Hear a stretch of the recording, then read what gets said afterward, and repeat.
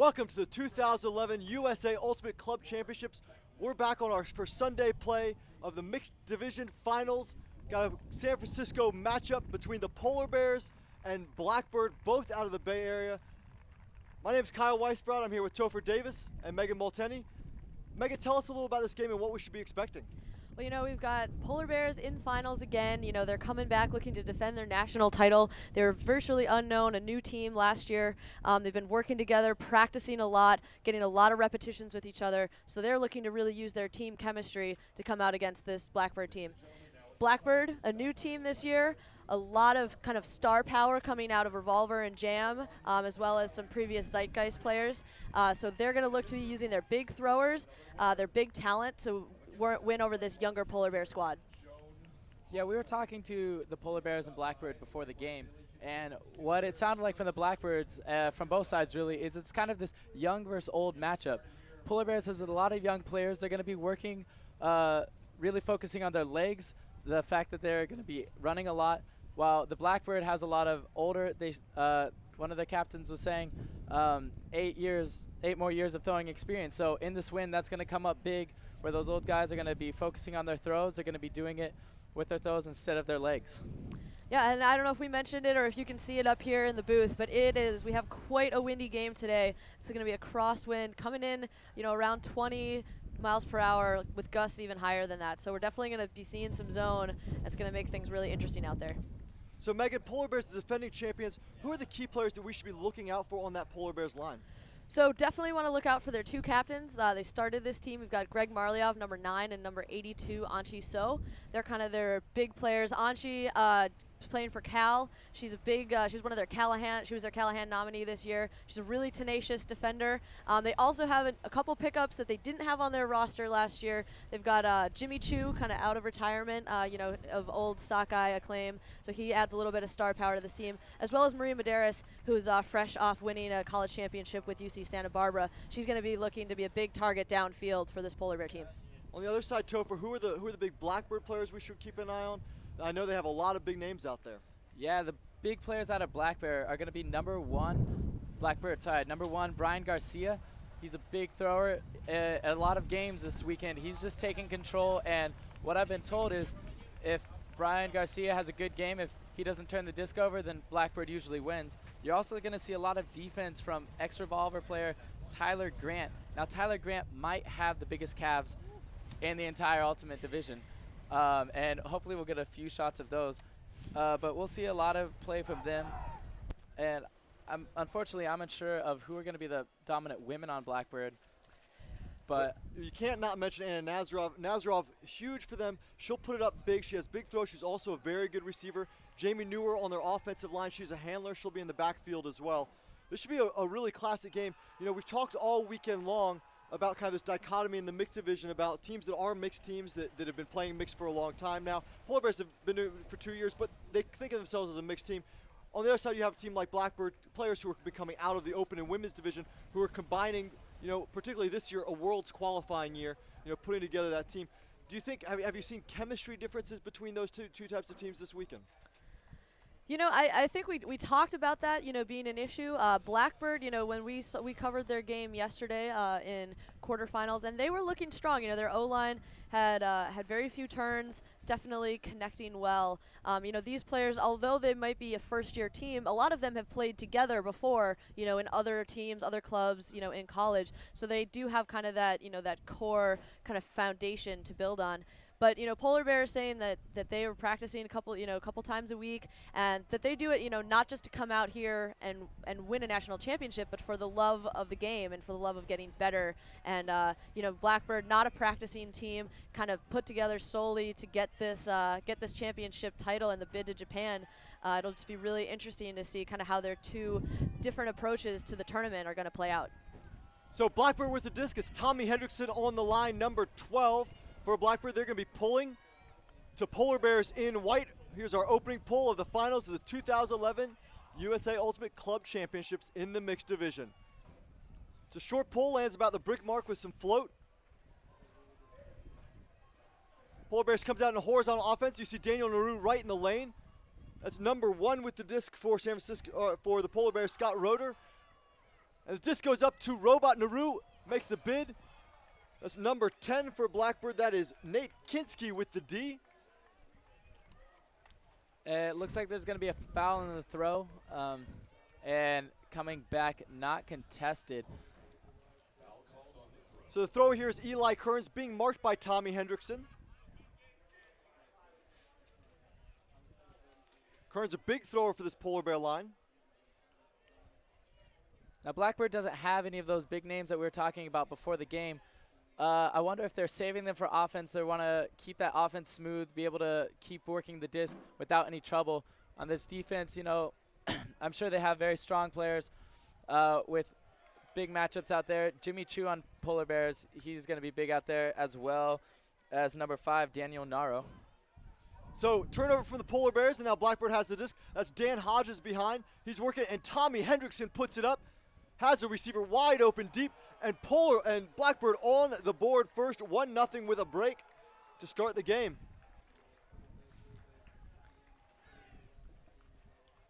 Yep, Polar Bears defender Natasha looked like she had position on that, but with without the wind, that probably was going to drop right in her hands. But coming in on that, the wind coming on that screen, right to left, it picks up the disc, goes right over her head, and the Blackbird player had just read it a little bit better. Well, Hendrickson, a masterful thrower with the disc, always had great throws. He's a high school player out of Pittsburgh, and then has moved to the West Coast. They used to call him the Frizzball Wizard. That got shortened more recently to the Wiz, I think, as he matured and became older. Frizzball, that is an interesting name for our sport, but I think it could catch on. So some changes on the Blackbird lineup there on the D-line. You now see Tyler Grant stepping on the field. He's got the disc next to Dan Hodges. Olivier Humblett also with the white hat makes his first appearance on the D-line for Blackbird. Looks like Polar Bears keeps pretty much the same line in. You'll see 82 Anchi Sao, third on the line. Big backhand pull, Blady from Tyler Grant. It's picked up by number 1 Scott Roeder. Oh, and a missed throw. Look what they're looking for Naru. Medeiros there, almost able to clean up, but now Blackbird with their second opportunity for a break early in this game. Grant in the middle of the field. Olivier Humblett breaks free. And the IO from Grant to the intended receiver, number 19, Amanda Leahy, unable to come up with it. So Polar Bears getting the disc back. Angie So gets the D, but it looks like she gets hit on the ankle as she goes down. Looking at this turn, we see it's just a missed throw, maybe a little bit difficult in the wind. Talking to Polar Bears before the game, we asked them what their strategy was in this wind, and they said they were going to do the same thing, wind or no wind. They're a possession team. They want to keep the disc, and so they're going to trust the fact that the throwers can make the throws to wide open cutters and hopefully not let this affect them. But there again, we see a drop on an easy undercut. So a smooth forehand from Roeder right down the middle to Medeiros. Medeiros unable to hang on to it. Hodges picks it up, hits Tyler Grant, and Grant has Humblett deep. Humblett gets position and goes up and makes the grab. Blackbird up 2-0. Yeah, that was a great throw by Tyler Grant. He just put enough inside out on it that this is going to go up. It's going to fly nice and straight. Easy for his cutter to get under it there. Easily block out the Polar Bears defender and start off the game with 2 breaks for Blackbird. So Olivier Humblett, the receiver there out of retirement, he's a former Brown player, was a captain of the team when they won in 2000. Then went on to play for Dog for a number of years. Suffered some injuries, took some time off, and now he's back with Blackbird, a team that doesn't practice. It allows him a little more time to recover between tournaments. Of course, Kyle knows a lot about that championship team in the year 2000 for Brown, as a member on that team himself. Olivier was one of my captains. So, 2 early breaks here from Blackbird. Megan, what are you seeing from the Polar Bears offense that you think they need to be adjusting or doing differently? You know, they look a little bit shaky right now. We've just seen a couple miscues. You know, that first throw off the pole looked like the cutter kind of miscommunicated with the thrower there, lost eye contact just to throw away. You know, we're seeing a little bit of their youth come out here. You know, we know that they won last year, but they're not a team with as much big game experience like a lot of these Blackbird players who've just played in a number of these high-pressure situations, and we're kind of seeing a little bit of that inexperience coming out here right in the opening jitters of this game. So Blackbird comes out zone on this point. They're trying to take advantage of the strong right-to-left wind to force Polar Bears into some tricky situations. Polar Bears working it laterally across, right outside their own goal line. Nice throw from Rotor up the middle. Polar Bears are doing a good job of, when they're looking to that dump, they're always looking to that on your screen. It's going to be on the right-hand side. That's upwind. That's where they're going to have the most advantageous position. And a nice layout grab by Lucas Dahlman for Polar Bears' first score of the game. So Rotor, nice easy forehand motion here. It's amazing to see this as this moves across the field to Rotor. You see Rotor get this on the little dish up, but watch his forehand form. He just has a lot of wrist snap in that, handles the wind really well, and able to hit Dahlman for the goal. 2-1. Black Bear with the lead.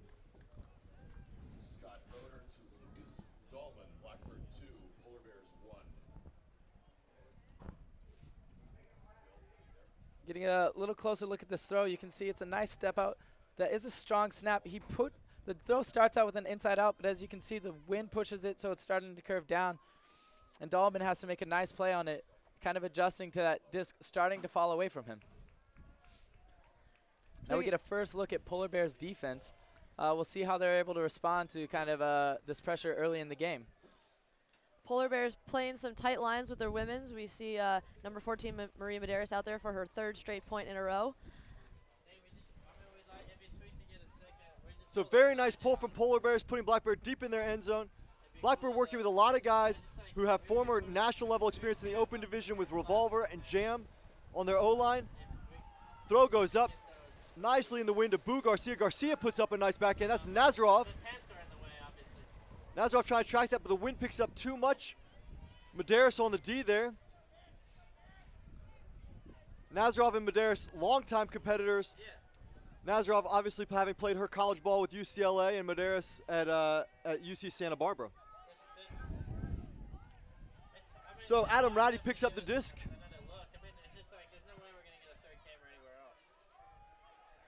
And this was a high floating disc. It's batted, and number 26, that is Lisa Pitcathly coming down with it, and a big shot coming up. Well read by number 0. Excuse me, I'm not sure who that was. Excuse me, that's 9. That was Whit Clark with the D. And a block by Medeiros, and finished off by number 76. That was Ratty again. Ratty with the disc for the backhand. Nazarov looking to get in on the D action, but number 76 able to hold on to it for the Polar Bears. So here's another look at this bid on Pitcathly. Excuse me, on the D. Great piece by Medeiros, and way to finish it off by the Polar Bears. So travel call, this is going to bring it back to Dahlman.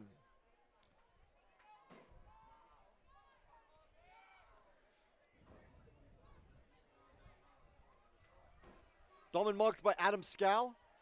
Dish is wide.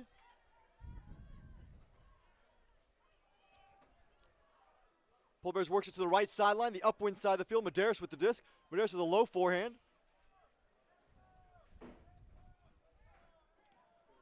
That's Captain Greg Marliev with the disc. Being marked by Whit Clark.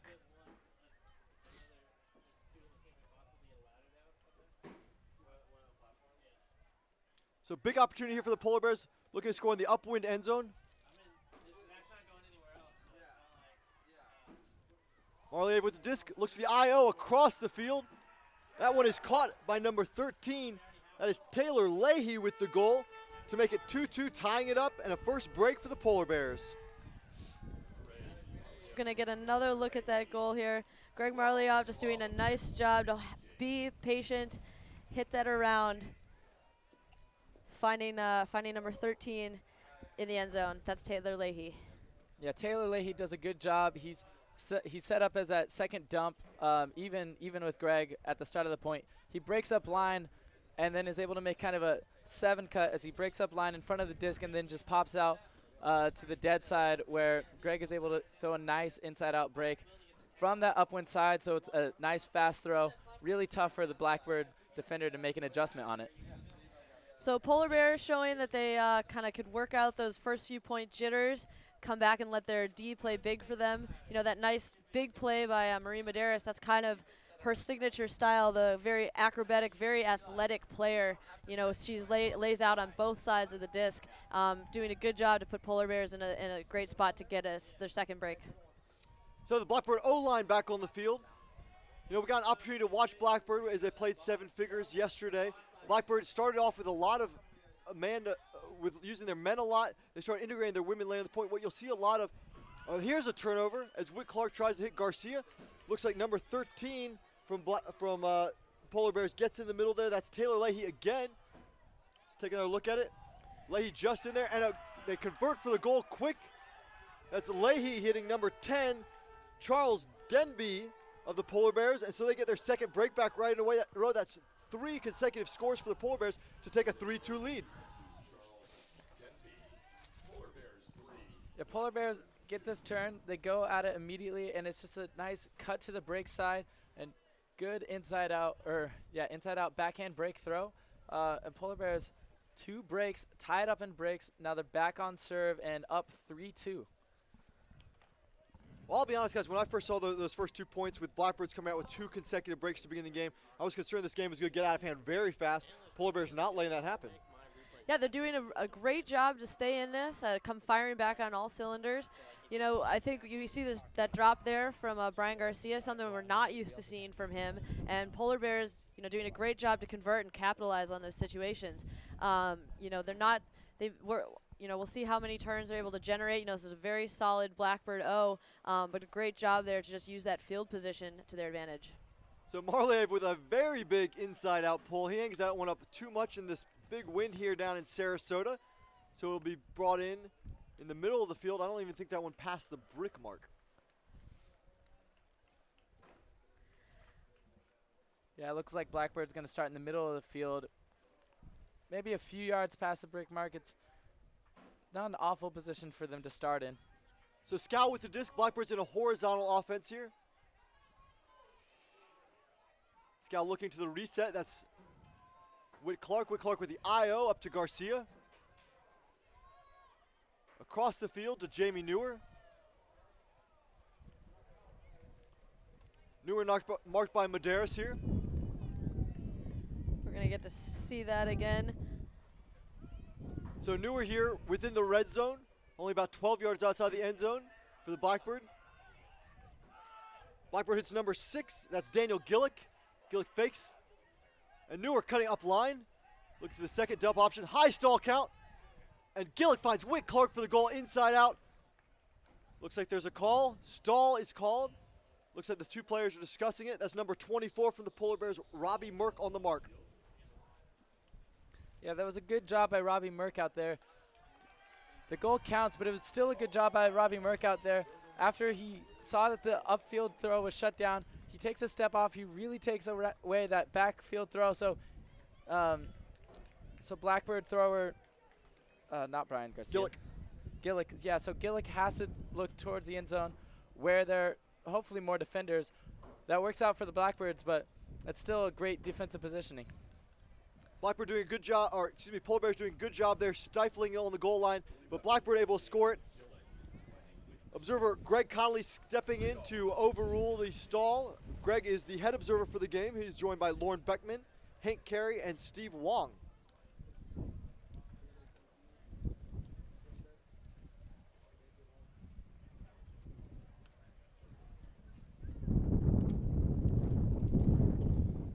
So despite the wind, it's actually been a relatively clean game so far. Very few turnovers from both teams. They're both converting very well. Each team has 2 breaks. Blackbird D-line back on the field. Here's Tyler Grant with the disc.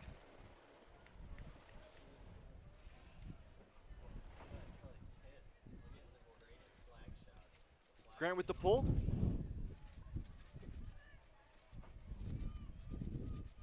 Rotor picking up the disc. Rotor centering it. It's Eli Kearns being marked by Dan Hodges. Kearns puts it up to Naru. Naru goes for it.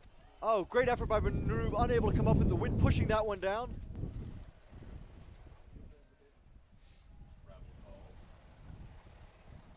Taking another look, he has to adjust, come back to the disc. That, excuse me, that outside in flick is coming into this wind. That's really going to push it down, and you can see the disc gets pushed way down. Even on this throw, a little outside in into the wind gets pushed down. Tyler Grant makes a good adjustment on it, and now he's 3 yards outside the end zone. So Grant with the disc looking for someone. Dan Hodges right in front of him. And it looks like Grant calls the timeout here on their defensive possession. I like this timeout call. Yeah, that's some more of that fantastic goal line defense that Polar Bears has been doing all time, all game. Tyler Grant doesn't have a lot of options upfield. He gets in a high stall count situation, and he has to take a timeout to reset his team. He's probably going to have to look for a quick throw out of this to reset the count, and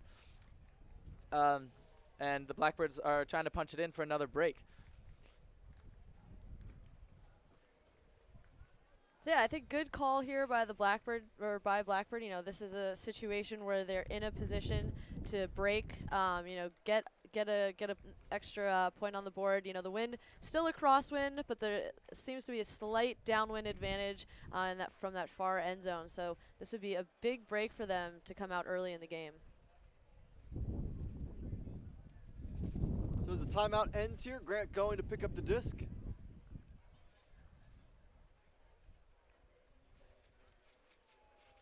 Looks like number 2, that's Jason Zhang, set up as the reset. He's pretty far away here.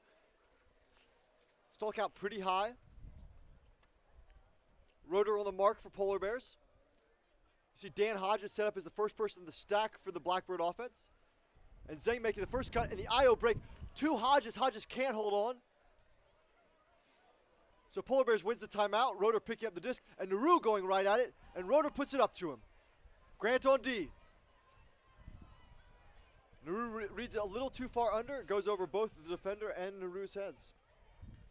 I think that's a bit of a Naru reading the defender instead of trying to read the disc. He sees Grant come in, Tyler Grant come in. He tries to step in front of him to, you know, get position. But Tyler Grant plays that really smart. He knows that he's just getting that cutter out of position to make a good play on the disc, and Blackbird gets the disc back. But here we go, Polar Bears with another chance. So an errant throw by Zhang gives it back to the Polar Bears. Polar Bears working across. Rotor looking downfield. He finds number 2, that's Jimmy Chu. Jimmy Chu called for a travel there from the offside. Jimmy Chu, no stranger to this finals field on Sunday, having several years of experience with Sakai. Chu also experienced in mixed finals. He won in 2004 with Shazam. So he's got a mixed championship and a few open championships. It looks like he's going to try to add a few mixed to his record. And there we go, Jimmy Chu going deep, Tyler Grant on him. Chu reels it in for Polar Bears offensive score. So Naru taking a turn as the thrower here. Puts this one up to a cutting Jimmy Chu from across the field. And Polar Bears up 4-3 on serve.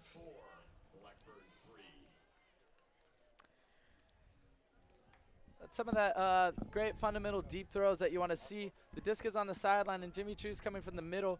That just goes right down the line. Jimmy Chu's able to run down on it. Easy, able to read the whole time. Taking another look at this. A wide open space for Naru to put that disc. And even though Tyler Grant's hard on his heels, Jimmy Chu steps in and makes the play. So, you know, Blackbird was talking about, you know, being the more experienced team and how that was going to give them the edge kind of over this Polar Bears team. But we've seen a couple drops, you know, in key places. Blackbird there off of the timeout, in a position on the goal line to score for a break and just drop it. You know, we saw another drop by Garcia earlier in the game to give Polar Bears their first break. So right now, you know, definitely, you know, just a little bit of trouble reeling the disc in. They're going to really have to clean up kind of just fundamentally watching their catches and throws. So Marliev with the pull. That's a really nice pull in the nominally upwind side of the field, inside out. But Garcia going deep. Has a receiver. That is a beautiful throw. Reeled in by number 22. That's Nick Sloven. Blackbirds with a quick score, tied up at 4s. We see the disc isn't tapped here, but he has to throw all the way around. It's a beautiful throw that just floats entirely down to the end zone. Megan, what do you think has been the difference? I feel like both teams have been using their star power a lot in this game. Do you think that's going to be a common theme throughout the entire game? Yeah, I mean, you're in the big game, you're in finals, playing for a bid to go to Worlds. You're going to keep those tight rotations, and as we're seeing from Polar Bears, a lot of they run a pretty tight line, and the thing that they're relying on is that athleticism. They train a lot. They've got a lot of their offense really runs through their cutters and their handlers really being able to just outrun their defenders. Blackbird, they're also running tighter lines, so we'll see. This is now day 3. This is game number. This is day 4. Game number 9. Something like that. So the Wiz, Tommy Hendrickson with the pull. It's a very short pull, hangs up and gives Polar Bears a really short field off of this pull. That's Medeiros with the disc. And a very quick score. Naru with the goal. Eli Kearns with the assist. That was 5-4, Polar Bears with the lead. That was a lot of great cutting from Naru. The disc gets broken across into the middle of the field. Tyler, he's playing him smart and just gets his hips turns here as he makes a big bid on that, overplays the disc, and an easy goal for Naru. Naru has been playing pretty well. Do we have any stats on him? I don't believe we do, but I believe that is his second goal, and he has had 1 assist. So Blackbird had to actually come in, play through the play-in game. Megan, does that extra game, does that impact Blackbird's legs a little more than it would if they hadn't played in that game? It's very possible. They're an older team. They're a smart team. So they don't. We see from Polar Bears a lot of athleticism, but with a younger team, they sometimes work harder than they have to for the disc. Blackbird playing really smart offense and defense, and maybe able to use their kind of that older, wily veteran style to kind of keep their legs fresher throughout this tournament. Well, you can see the wind really wreaking havoc with these pulls here. Marliov's pull goes out very early, just past the brick mark. Blackbird sets up in a vertical stack.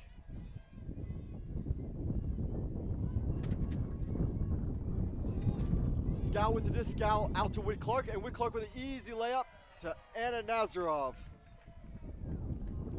Looks like a call on the field. I think there's a push-off called on that first throw, or on the receivers on that first throw.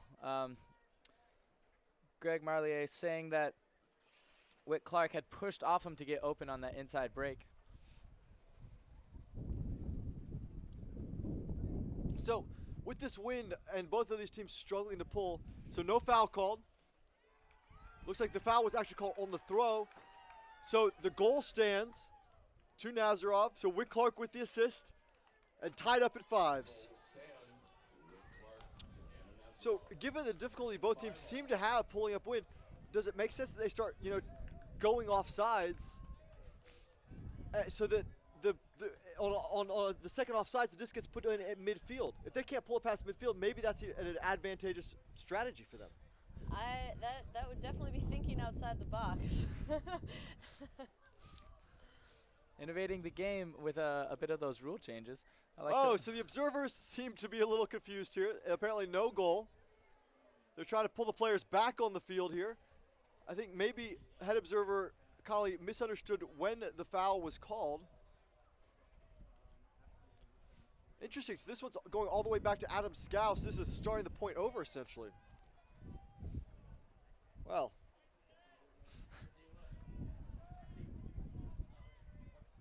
So Scal looks to the reset. Garcia back there. Garcia to the break. Finds Clark. Clark looks to the IO. Goes to reset to Newer. Nice movement by Medeiros there. Nazarov able to pull up. Guard by Tao. Dish back to Garcia.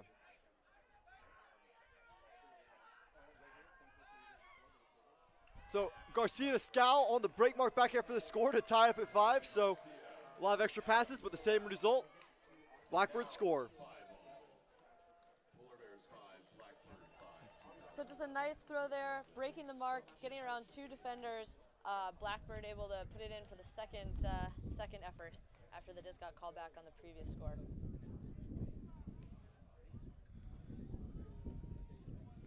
Now, Megan, would you say that this game is going how we've expected it? There's been a few breaks, some nice O points, but with this wind, it seems to be causing a little bit of trouble for both teams.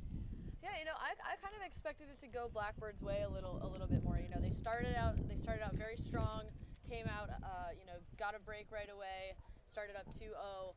You know, these teams have seen each other quite a number of times this season. Earlier in the season, Polar Bears were coming out on top, a couple of wins at Labor Day and ECC, but at regionals, Blackbird, you know, being the kind of the top team to come out and a pretty sizable defeat there to basically make Polar Bears come into nationals seated a lot lower than they wanted to be. So Tyler Grant with a pull, he's handling the win just fine, or maybe not. Another one out of bounds. At least this will be on the far brick mark. Rhoda from Polar Bears picks up the disc. Game tied at 5s. Blackbird stays in a man-to-man. Polar Bears in a horizontal. Naru in the middle lane, being guarded by Grant, goes deep. Rhoda pivots wide, hits Anchis out underneath. Naru following underneath. The reset and the swing back to Roder. Roder underneath to Picathley. Picathley with the IO to Roder. Nice little throw. And Naru. Nice shot from Roder to Naru. And they're back on the board. 6-5 Polar Bears.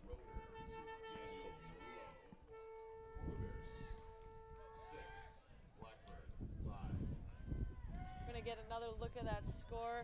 Right up the middle. Get a nice little IO to start. Get some separation from his mark. And it hits number 25, Naru. Polar Bears did a good job on the offensive point, keeping it on the upwind side. And so when they throw that huck, they have the wind to their back.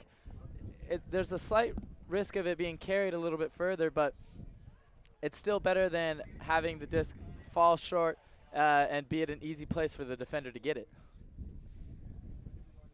You know, I think when we were talking to Blackbird before this game, you know, they seemed really confident. These two teams are very familiar with each other, but they were feeling that their older, you know, experience and kind of big game experience was going to give them the edge. And right now, we haven't really seen that come through. You know, Polar Bears able to really use their athleticism, come out, you know, kind of all cylinders firing to be up 6-5 here. So Marliov with another pull. This time he goes for a roll. It rolls out of bounds. I like this look. Since he was having trouble, he was putting it up in the air. He puts this one on the ground. It rolls out. Meaning Blackbird will have to play it from the sideline. Blackbird puts it into play. Up to Garcia. Nazarov downfield, being guarded by Medeiros. With Clark going deep. And Garcia goes all the way across to Perry Kirshen. There's a big throw and dangerous one in this wind. He really powers that through all the way to the other side of the field, throwing upwind. And then on that swing, Blackbird just can't connect. And Polar Bears have an opportunity for a break. So Kirshen turns this one over, go downwind. But then Wick Clark gets it right back. Blackbird looking to hold on to their serve here. Garcia across. And again, this one's D'd up by number 76. That's Adam Ratty with the block. And there we go. that's a difference that we saw between the Polar Bears huck and the Blackbird huck. That one was coming from that downwind side, going across the field into the upwind, so it dropped right to where the Polar Bears defender could get it. Polar Bears attacking that upwind side. They're going to try to keep it up there as much as they can and use the wind to their advantage. So nice move there by number 13. That's Taylor Leahy getting on the upwind side. Had power position for a moment. That's where you want someone going deep. They send her to Marliov. Marliov attempts the break mark. Garcia gets a piece of him. This one looks like it's coming back. Now, Kyle, we've seen a lot of man on both sides. Are you surprised by this at all? I am a bit surprised. I would think these teams would take advantage of the wind and use that as well. But sometimes running man, big shot by Marliov going deep. Turnover by the Polar Bears. Blackbird's gonna get it back. Sometimes when it's this windy though, if you're playing man, it makes it challenging. I mean, hitting someone, either going away or coming under, particularly with the wind, it's going to make the disc bounce a lot. And so that can be hard if someone's going full speed. Where in zone, you're not necessarily hitting receivers at full speed. Yeah, I think Polar Bears, wanting to play a little bit more man, thinking that they can, outrun this Blackbird team, and giving them a zone possession kind of gives them a little bit of an advantage when they have those better throwers, more experienced people, deep line of good throwers. Playing zone kind of lets them play around and not have to run as much. So I think the decision to go man plays into that. So Whitclark tries the IO across to Garcia. Out too far in front of him. Polar Bears comes down with the D. Leahy with the disc. Leahy with the low throw to Marliov, and a score in the upwind end zone, and a break for the Polar Bears, up 7-5 as they close in on half. That's a big point for the Polar Bears. And what a way to do it. That's a great catch we see here by Marliov. Great effort to get low as that the wind pushes that disc down. It's just got a little bit too much edge on it. So we see the D. Nice little movement to get the disc up to Leahy on the end zone line. And he puts it a little bit low. Marliov just getting down and scooping it up.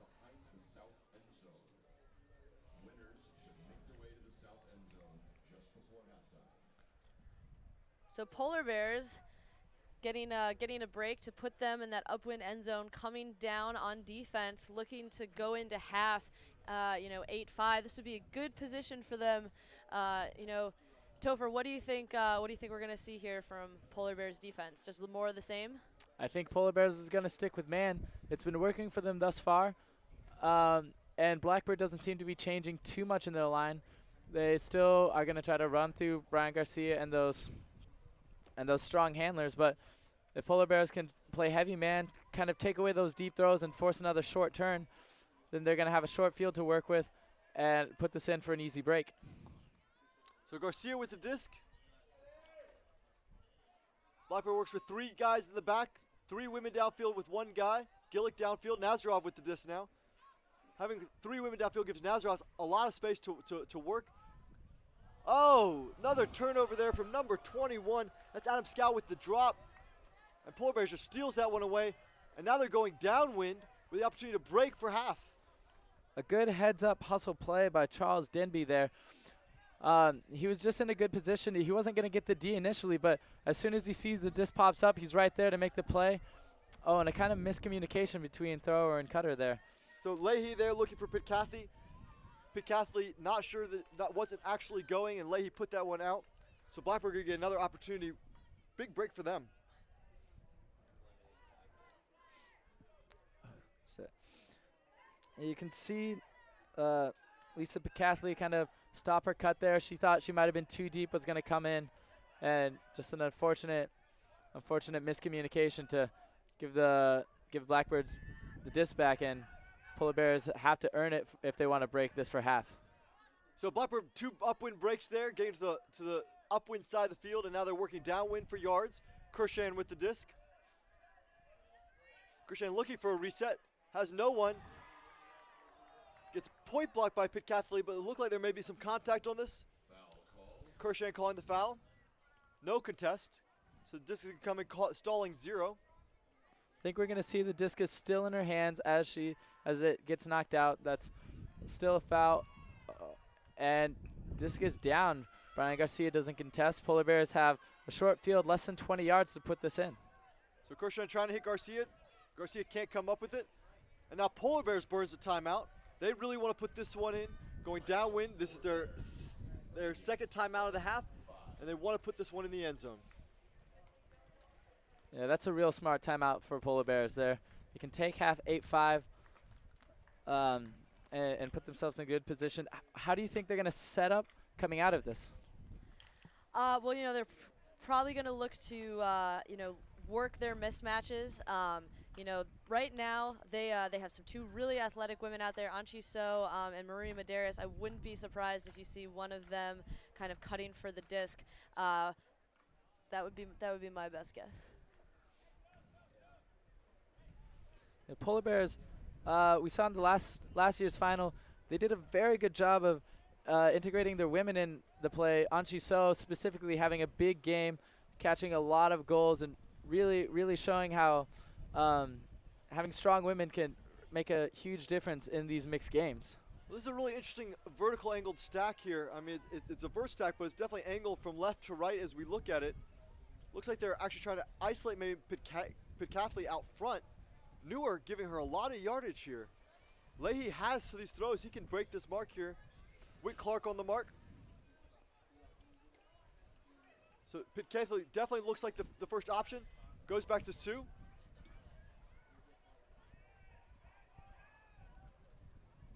Disc is around. Back to Leahy.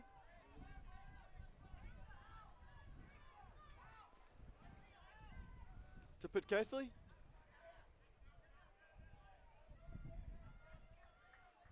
Leahy working on the reset. High stall count. Great defense by Whit Clark there. Generates that turnover for the Blackbirds. This is a big disappointment there for Polar Bears. They're in a great position to score, and now Blackbirds have the opportunity to take over this timeout. Nazarov with the disc. And Nazarov going deep. She's got Daniel Gillick. Gillick with the disc on the goal line. And Gillick pivots around. And great diving catch there. Yeah, that's a real big play from one of their stars, Brian Garcia. That was maybe a bit longer point for Blackbird. You see the disc drops. That wind has been pushing this disc down all day. So Garcia has to make a big play to keep possession, get the goal, and put Blackbird in a much better position to maybe put some pressure on defense and get a break back. So great job there. I think that's the first really big look we've seen from Nazarov this game. You know, doing a great job to move the disc from end zone to end zone. And I think we can look to see more of that from her as the game goes on.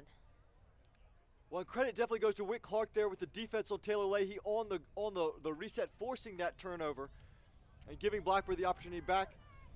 Polar Bears not able to convert on that timeout. So Polar Bears up 7-6 here. Blackbird pulling. Tyler Grant with the disc.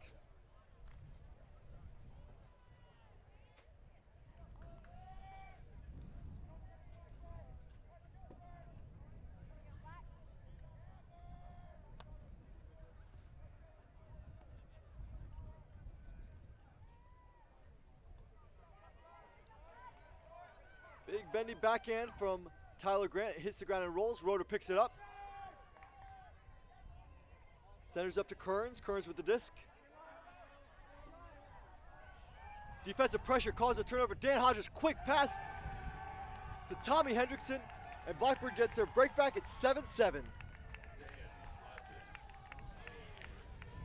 Elijah Kearns definitely has to take credit for that turn there.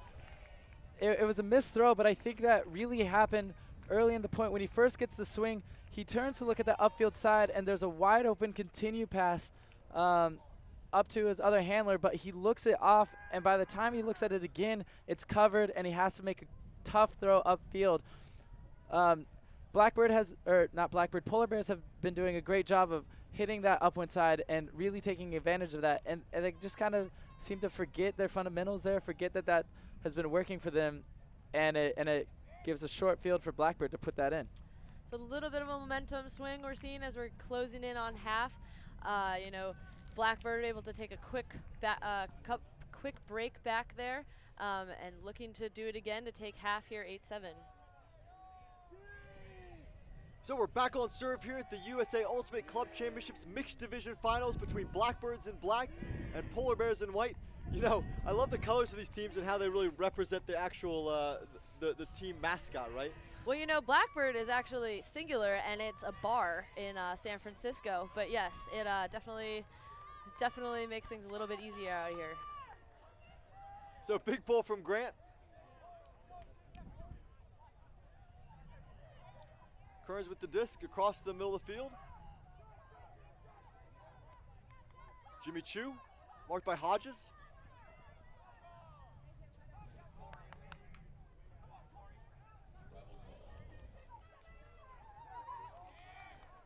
Chu and Hodges, competitors from a long way back. They actually played against each other in the 1999 UPA High School Championships. Hodges at University School of Nashville, and Jimmy Chu playing for Northwest School, who's actually playing with the Seattle Combo team. Was that before they had made the switch between Easterns and Westerns, and it was a full national tournament for high school? It was a full national tournament, although they let club teams in, and there were very few West Coast teams, as those events were always in the East Coast.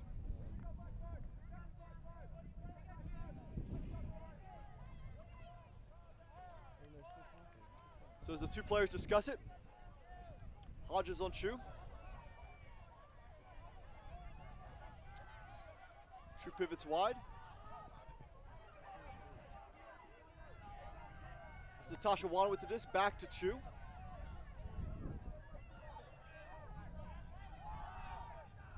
Chu underneath to Naruo. Naruo, I don't know if he really needed to bid for that, but he couldn't come up with it. And so now Blackbird has an opportunity to take half.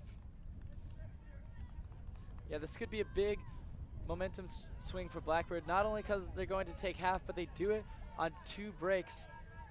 And coming out of it, oh, there, the disc goes upwind, nice and floaty. So Garcia with an IO backhand there that floats in the wind. Grant seems like he reads this one pretty well, and I think he's calling a strip on this. Let's see if we have another look. Yeah, this is a tough throw to put upwind on the inside out is obviously going to get caught. As you can see, it floats. Looks like the strip is not contested. Dan Hodges with the disc. He's a lefty. Look for his low backhand. Nice backhand to Garcia. Garcia jumps from out of the end zone to in, but he leaves first. And then he passes it for the goal. Blackbird takes half, 8-7. He's not able to get in there on the first attempt, but able to find his receiver. So a couple of big, lead changes, momentum changes here in the first half. Blackbird comes out fast. They get 2 breaks. Polar Bears able to get 2 breaks back and then add another one. And then Blackbird finishes the half with 2 breaks to go into the half, taking the lead 8-7. They'll be receiving to start the second half as well. I believe going downwind. What do you think's happening in this game? How does Polar Bears counteract the current Blackbird momentum? They got to go into halftime here, kind of regroup, find some of that energy that they were able to find. Like you said, things have kind of gone in spits and spurs. Each team making a little run. Right now, they've got to do everything they can to stop Blackbird's momentum. And right now their man D is definitely causing turns. Blackbird, having a couple drops, having a miscommunications. Polar Bears just needing to capitalize on that, having their D line get together and really have a plan to take care of the disc to put in those points on D. So let's take look at a couple of those first half highlights here from the USA Ultimate 2011 Mixed Championships between Blackbird and Polar Bears.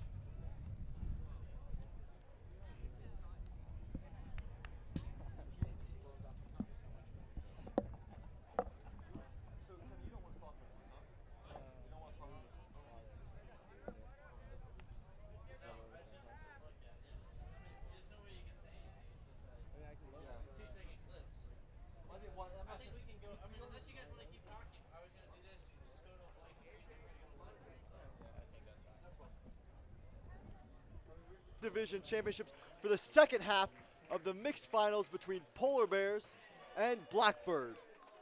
2 teams out of the Bay Area.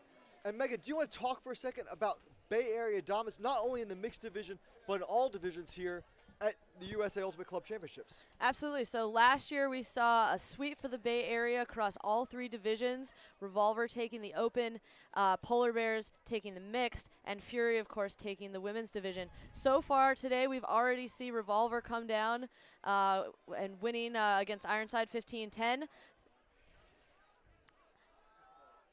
And so one of these teams is going to come out the winner, and then the women's division game still to happen later today. So we have the opportunity for another Bay Area sweep again this year. So back-to-back Bay Area sweeps, excluding, of course, the Masters division where Shirley won yesterday. And there's a high floaty throw. The Polar Bears easily eats up. That's Greg Marliov, number 9, pulling it down, hitting Medeiros. And now Leahy with the disc. And Polar Bears early opportunity here to get a break in the second half. Pitcaithley with the disc. Leahy going up line. Pitcaithley doesn't even turn. She finds number 10. Derby with the disc to Leahy, and Leahy puts up a floaty forehand. The wind is going to take this one. And Nazarov coming down on the backside with that disc. She reads that one perfectly for the D for Blackbird. I'm actually a little bit surprised by the Blackbird having a forehand force on that turn. It's giving Polar Bears open throws to that upwind side. You would think that they would want to keep the disc away from that as much as possible, but they're letting Polar Bears have it. They get lucky there with the disc pass that tries to go up that side, and it gets caught by the wind and carried. So maybe that's something that they're looking for. So Newer with the disc here. IO throw right down the middle to Nazarov. Gillick down in the lane. Gillick back to Wick Clark. Wick Clark out of the reach of Boo Garcia. That is a tough IO throw, especially with the wind the way it is, pushing it away.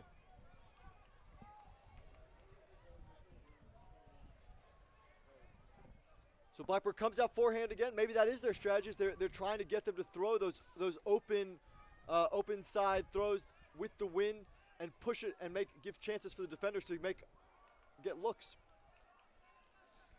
Greg Marliov there just with a drop right out of his hands, going to give Blackbird the disc back with another chance to score. Nazarov in the red zone. Nazarov looking for that IO, and big block. Whew, some excitement there. That was number 35, Dahlman with the D. Gillick still almost comes up with that one. Kind of a little bit of an emotional roller coaster here as we see the big D come up, a chance for the second attempt, and just not able to hold on to it on that diving bid. Nice break by Leahy, downwind. Malia putting up a deep one. Edge down, the wind is pushing it down. And it's an easy D there for number 21, that's Adam Scow. Yeah, there's that huck coming on that downwind side. As you see, it gets pushed down into the wind a lot. If I'm Blackbird, I want to put Polar Bears on that side every time and try to force that throw. What do you think, Kyle? Well, I think it's just different philosophies. I think that what they're trying to do is push them to that upwind throw outside and hope that they're going to open up the disc to those big floaty ones that come over the top. But I agree, when you have those, you get a second look at that. So here's Newer. There's a foul on this. Medeiros the mark. The disc is back in play here as Blackbird moves it across. Wick Clark able to come down with that one. Wick Clark finds Scow. Scow fakes it. A lot of contact there. Garcia gets it. Gillick in the lane in the middle. And Garcia going with the break mark backhand. Kirshen with space. Reads that one pretty well, but still unable to come up with it. The wind is playing some tricks with the disc. The observer is going to call the disc coming back. Looks like a foul is called on the throw. Again, we're very thankful for those observers and their clear hand signals. So Garcia with the disc, Leahy on the mark.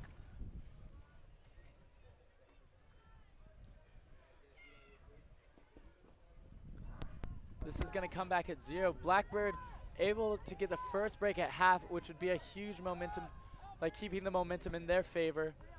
After taking those breaks going into half and then being able to come out here on the defensive side, really show their dominance against Polar Bears. And a nice D by Captain Greg Marlier. So Wick Clark, the intended receiver there for Blackbird. Gillick puts that one out to space, and Marley makes a great play to make up some yardage there and get the block. Leahy going to pick up the disc. Yeah, throughout this whole game, we've seen Whit Clark be guarding Greg Marlier. I wonder if that's something that's been happening all season. Maybe they're used to playing with each other. They both look like they're similar style players, similar size. Leahy tries to go underneath, but into a lot of traffic. Looked like Picastle may have had her hand on the disc, but then Charles Denby came in there. Wynn picks this one up. And Whit Clark for the score from Boo Garcia. So Blackbird converting out of half of their O-line, 9-7. Makes it a 2-point game. So just taking his time to walk to the disc. Marlioff sets up in a good defensive position, but just gives a little bit too much of that IO window, able to hit the receiver there while he has his back turned. Brian Garcia has been doing a great job for this Blackbird offense. That's his 4th assist, so he's really kind of leading the team with his throws here. Like Blackbird was talking about before the game, that was something that they were counting on. Experienced throwers being able to put the disc just right where the receivers needed to be. So long point, that was only the first point since half. A lot of big defensive plays there by Polar Bears, but just some mistakes, a little bit of sloppiness, and they're not able to convert. So Blackbird able to put in their O point and send out their D-line.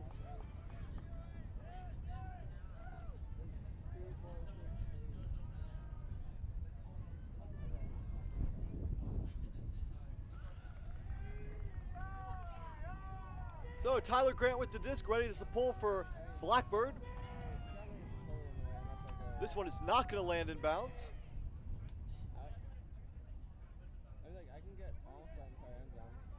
It's a tricky win to read for these players.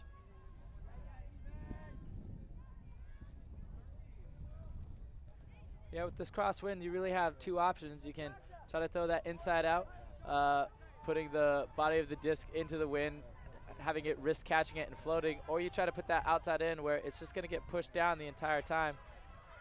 Boo Garcia going for the slightly safer throw, but maybe a little bit shorter. It still goes out of bounds, and Polar Bears starting the disc at a great position in the middle of the field. So Polar Bears working just past midfield right now. Lots of cuts downfield, running out of a bit of a side stack. Nice IO through to Naruo. Naruo gets the disc, guarded by Tyler Grant. IO underneath the hands of Grant. An easy dish for the goal.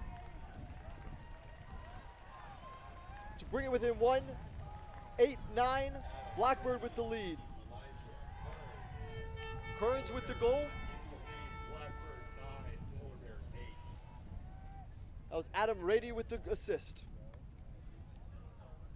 That's exactly what Polar Bears needed right there. Their second offensive point coming out of the half. They played it nice and smooth, no turns, were able to put it in and stop the momentum of Blackbird. Now they get their D-line back on the field. They get some opportunities to get a break, get that momentum back in their favor, and see if they can get this half a little bit more on their side.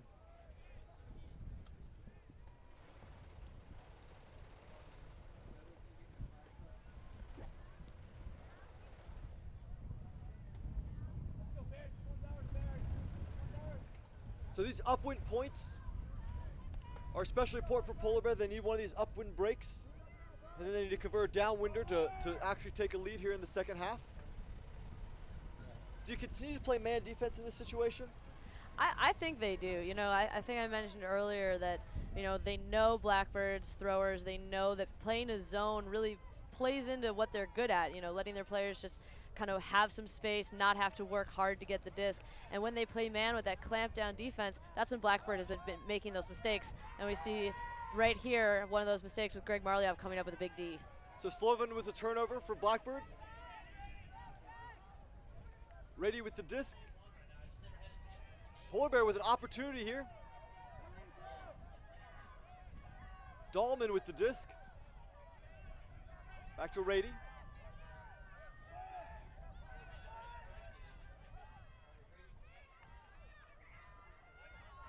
Dahlman just past the brick mark.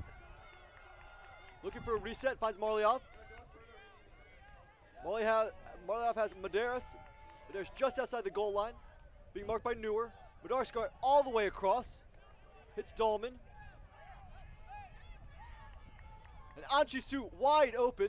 Looks like there may be some contact between her and Nazarov that's going to bring this one back. Yeah, Nazarov came into Polar Bears cutter Andy Ratty there. Pretty clear contact as they were both cutting on that front part of the end zone. But Polar Bears are still in a good position right outside the end zone, disc on the upwind side. If they can punch this in, they tie up the game, get a break back, and really, really feel confident coming into these next couple points. So Dahlman with the IO to Anchi Tsao. And Tsao across the field for the break to number 10. That is Charles Denby with the goal. And we're tied up at 9s. We've got ourselves a game here going into the early in the second half of the finals here.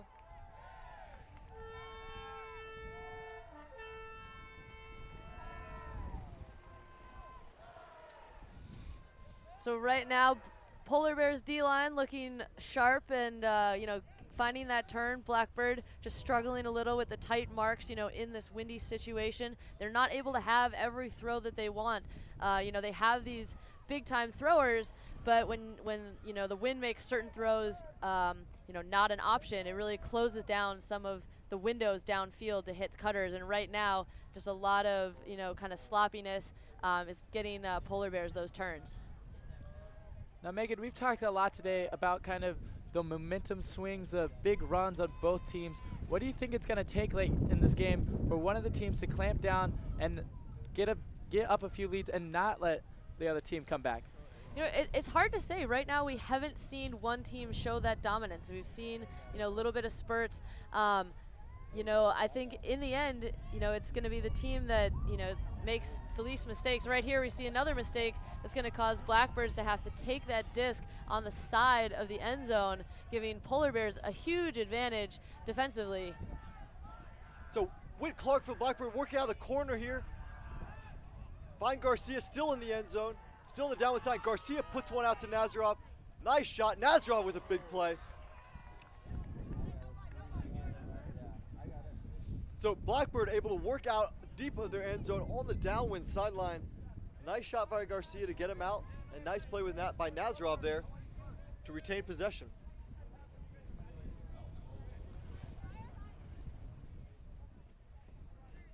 It was a really impressive bid to save possession for Blackbird. Unfortunately, on the swing, they turned it immediately. But on that upwind throw, that disc is being pulled down, and Anna Nazarov has to make a big play and big adjustment to keep it in their possession. But here's Polar Bears, the second defensive point on the half and second opportunity to score with this disc.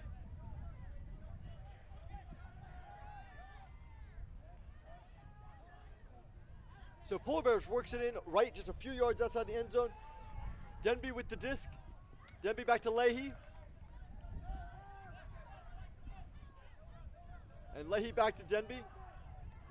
Lots of good handler movement here as Polar Bears struggling to find some open space in the end zone. Marliov right on the goal line, not quite in, marked by Whit Clark. And Leahy goes up line for the goal. And Polar Bears regains their lead 10-9.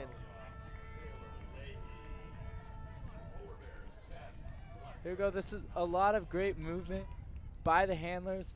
You can see he's just gonna bust straight up line and a throw out in front of his cutter. That was number 13, right? Taylor Leahy for the goal. Taylor Leahy for the goal. Every time I keep thinking Blackbird's about to start running away from this game, Polar Bears just pulls right back in and takes the lead again. Yeah, I mean, we're seeing the same thing kind of over and over by Blackbird. They did a great job to get themselves out of that pin down position in the end zone. Great play by Nazarov to keep things alive. And then, just a drop, throw a little bit low for the receiver, and that gives Polar Bears the disc right back. So right now, Blackbird might be some fatigue setting in, or just lack of focus. But it's just those little mistakes right now that are allowing Polar Bears to keep clawing their way back into this game. It's going to be really important for Polar Bears here, especially to try to eliminate those little mistakes that have also let the Blackbirds back in. They're in a good position now, have a few breaks, have the momentum, and are now, I think they're up a break into the half. So if they're able to keep serve, not let Blackbird back into this game, the championship and the repeat could be theirs. So another out-of-bounds pull from the Polar Bears. That's Chalvo with the pull. That's the first time he's pulled this game. And these pulls making a big difference here for these teams. You know, so we saw an amazing pull in the last point, Blackbird getting pinned down in their own end zone. And now here, them Polar Bears, you know, kind of having a bit of an errant pull gives Blackbird a position and are all the way at the half field point, which really makes Polar Bears' job a lot harder. They have to play D in a much shorter space. So Scout immediately goes at it to Whit Clark, but too far. Chu on defense there, but the wind playing the true defense, pushing that disc down and away from Clark.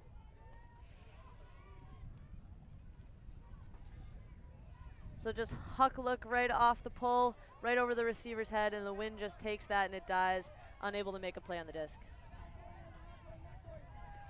So Rady with the disc, swings it wide, all the way across to number 24. That's Robbie Merck with the disc. Merck underneath. Put Caithley with the disc.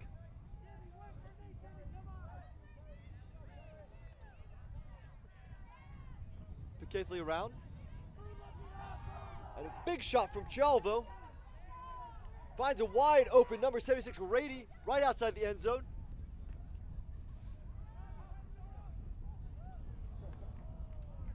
Foul call on the mark here as Ray tries to put this one on the break side. I really like this throw.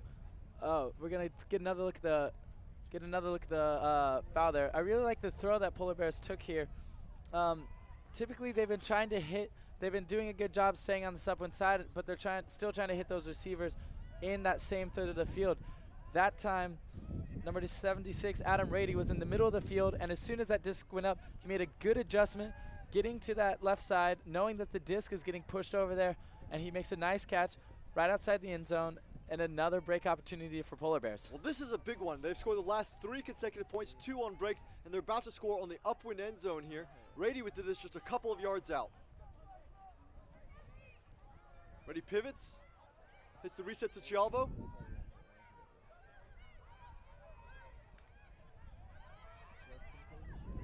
Chalvo with the backhand across to Chu. Chu working a tight mark, and it finds Pitt Catholic for the goal. And the 2-point lead, 11-9. There's 3 consecutive breaks for the Polar Bears.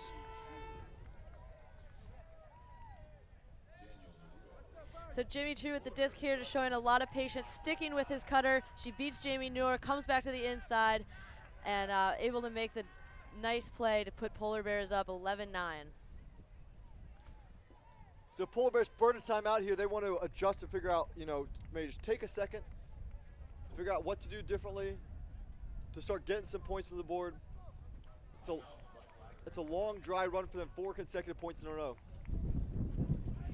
Megan, if you're Blackbird, what are you saying to your team in that huddle right now? What do you need to do to get back into this game?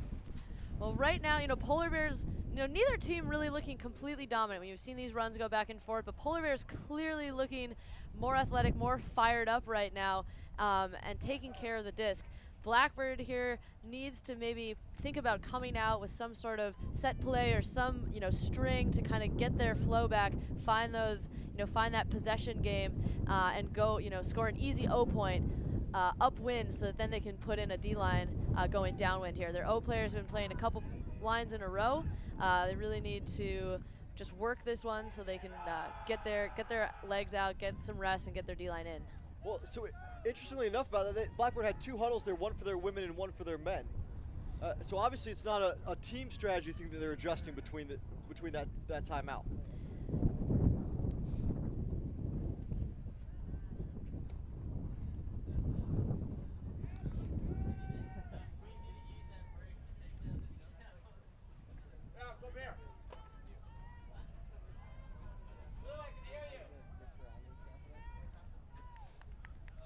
So the Blackbird O-line takes the line again. looking to recover from 3 consecutive breaks.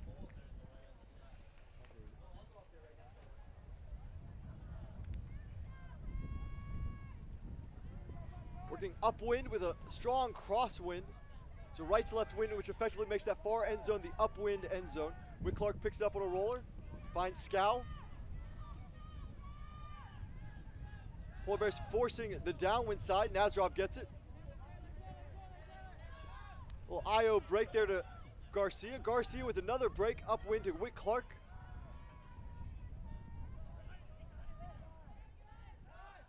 Nice little inside break. Garcia with the disc.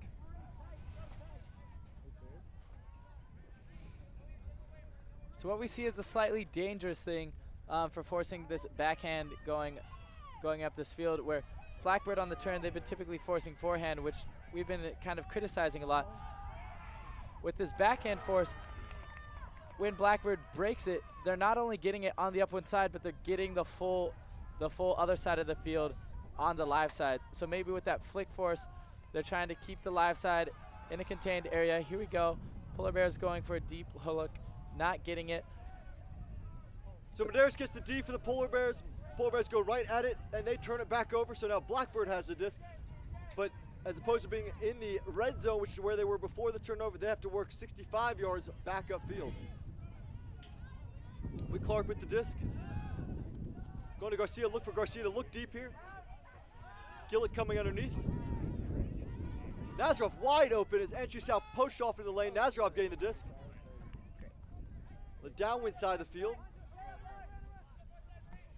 Back to Garcia, and Garcia with a quick flip to Wick Clark for the goal. Looks like there's some discussion on this play. A violation's called.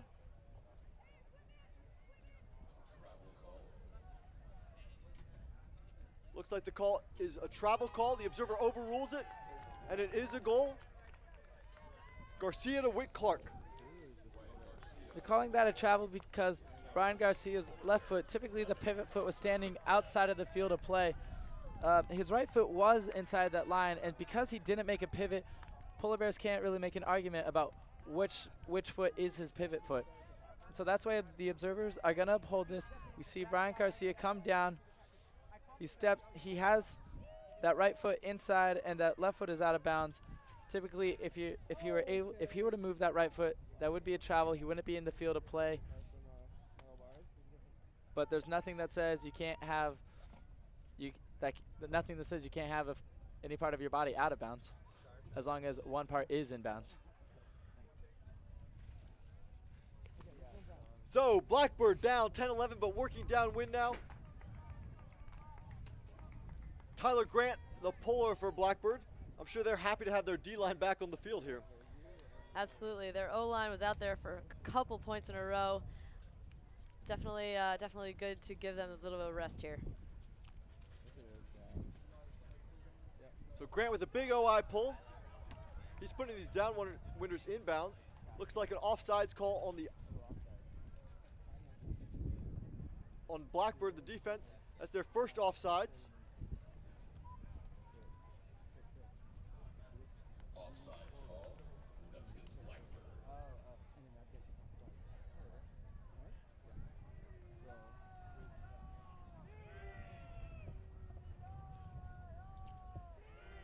So Grant will take the mulligan. And we'll see his second attempt at this pull. Now that he knows the wind a little better. Nice bladey pull, rolls. Naruo blocks it.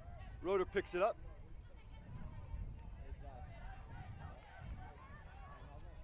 Tyler Grant poaching in the middle of the lane there, leaving Naruo wide open on the outside. But they clamps back on when Naruo gets the disc.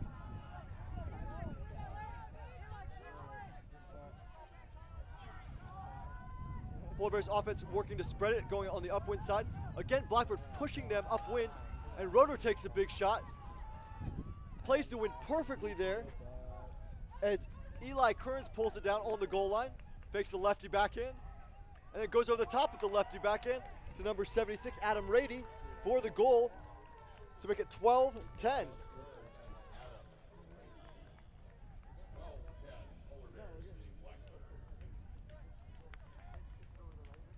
is just a great read by Kearns. You know, the disc high, trailing with that wind to the left side. Patience on the disc, and he just throws a cheeky little lefty backhand right over the head of his defender.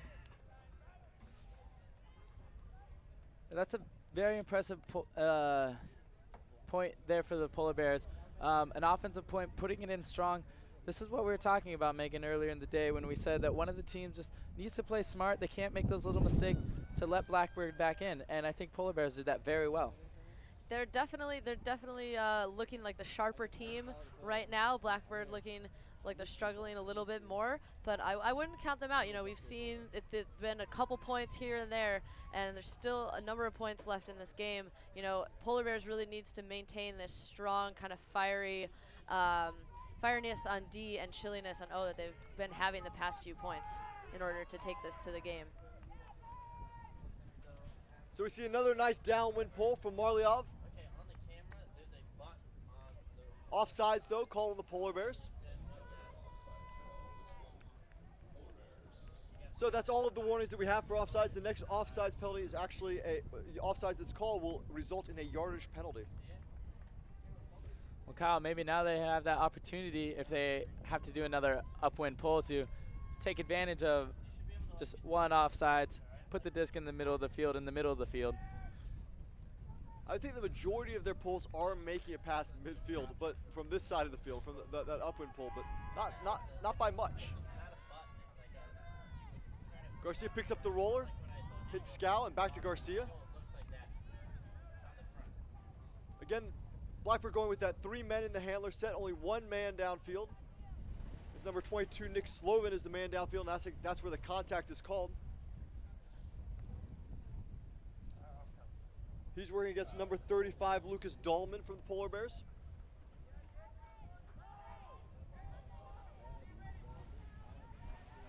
Wick Clark with the disc going under Jimmy Chu to Nazarov.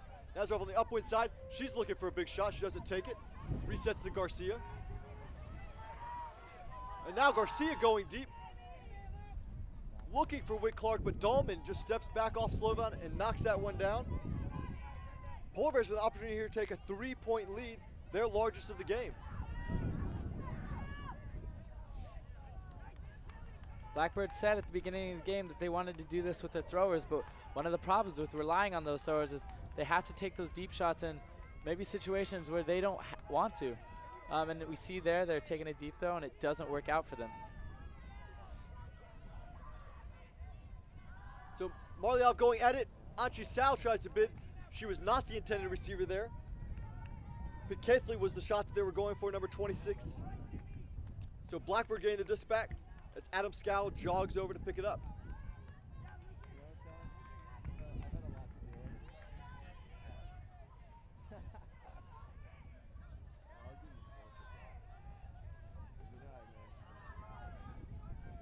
Scow steps up to the line, resets to Garcia. Garcia across to Nazarov. Wick Clark looking for the quick dish but doesn't get it. Foul, pick downfield.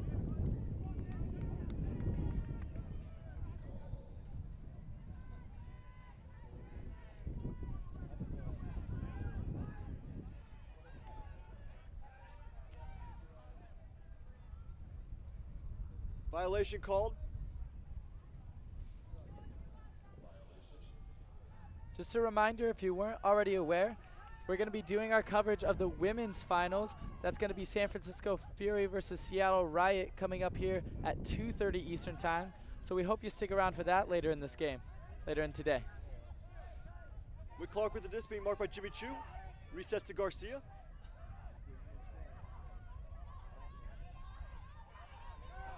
Garcia cross to Newer, to Nazarov, back to Garcia.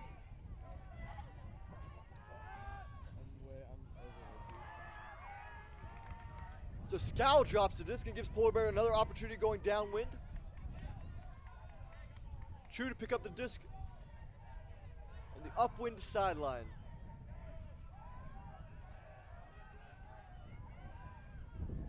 Nice little underneath pass there to Denby. Denby puts up, but Garcia's right there. Pitcaithley again, the intended receiver. So Polar Bears struggling to convert this downwinder. Yeah, this is a big defensive point for Polar Bears if they can get it. That would put their offense on downwind points, and it would also put them up 3. So even if the Blackbirds can get a few points in a row, they have a bit of a cushion, and they have that offense on the downwind side kind of to their advantage. So double team called there.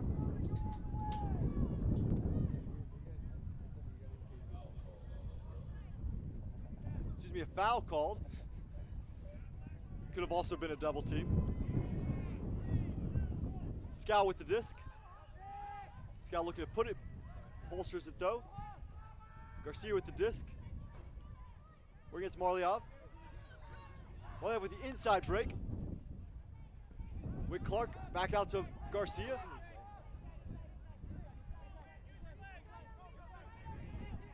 Garcia around this time to Nazarov. Nazarov dishes to Newer. Newer with a nice low throw to Scow. Scow with the lefty dish. Back to Garcia.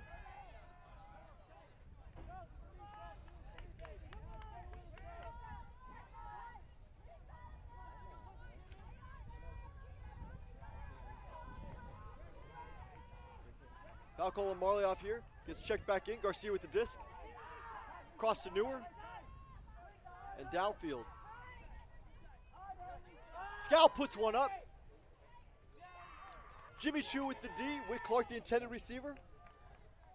You know, Blackbird having done a nice job to use their possession, work the disc up with a lot of unders. You know, after that big shot taken by Garcia earlier at this point, you know, that didn't work out for them. They kind of changed strategies, looked to work the disc up in shorter throws, but in the end, when they take that deep shot, Chu there to make that D. So Chu calls a timeout here for the Polar Bears. That's their first of the half. Yeah, that's a good point, Megan.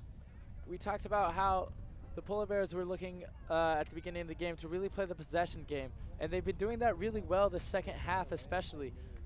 They've been the team that's been able to lock it down, keep possession of the disc, and they're doing good jobs of taking advantages of the opportunities Blackbirds is giving them. So the question that continues to gnaw on me as this game ends, as this tournament starts to wind up, it's, you know, I think that historically there's been a sense of the mixed division that the talent or the play is not quite as high level as the open and women's division. But this year, I think you had a great chance to compare the two, right? You have the Ghosts out there, a team that has Ironside players, Brute Squad players on it. You have this team that has Revolver players, some teams that women who play a very high level Club Women's Ultimate. And here you have the Polar Bears, a mixed team, playing very well in the finals and about to, you know, just 3 points away from taking it. Does this settle the question? Does this settle the question about the disparity level between mixed and open and women's? You know, I don't think so. I don't know that it's as straightforward as that. You might have, you know, great players who could still compete, you know, in the women's division, in the open division, but in the end, it's about how you play together, you know, and right now, you know, Polar Bears demonstrating that they know how to play this mixed game, which isn't just, you know, a straight talent, straight athleticism. It's how do you play men and women together. You know, we saw a lot of Polar Bear Ds. We saw Marie Medeiros get a poach D on a, you know, on a male cutter earlier in the game. It's just a different mindset. So, you know, I think the debate will continue. I don't think there's one answer. But I mean, is it not definitive that a practicing mixed team is better than a pickup open and women's elite team? I mean, in this case, it appears to be working out that way. You know, I think it will be interesting to see. You know, the game's not over yet. There's still the chance for Blackbird to come back. I do believe, Kyle, that's a good point, though. That's something we've seen all weekend. The first game that we covered was one of those kind of, like you were talking about, the Ghosts with their Ironside players, with their Twisted Metal players. They were one of those teams that came in here. They were highly ranked because they had a lot of skilled players. But going up against Seven Figures, a team that has been established for a few years and really works hard in that mixed division, was able to come out with a big win over them. And Polar Bears already took down the Wolverines in the semifinals. Here's Wick Clark with the disc. And Garcia puts up a forehand, but this one hangs. Lots of action. And Blackbird able to come down with that. I believe that was Nick Slovin being in the crowd This goes over everyone's head, it seems like. He's just right at the right place to make it. He's fired up to get Blackbird back on the board and get their defensive line out there again. So Blackbird pulls within 1, 12-11. Polar Bears with the edge.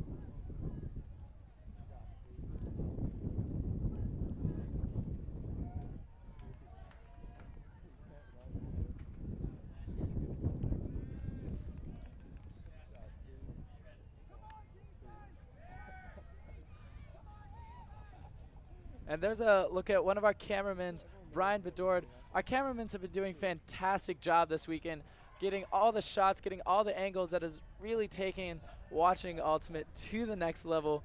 We also would like to give a shout out to our director and overall director of everything, Kevin Minderhout, and director of cameras, Josh Wardle. These two guys were working together for the Next Gen crew. They've really taken the quality of Ultimate production to a whole new level, and we're excited to see what they're going to be able to do in the future. So Blackbird pulls with Grant, rotor to pick up.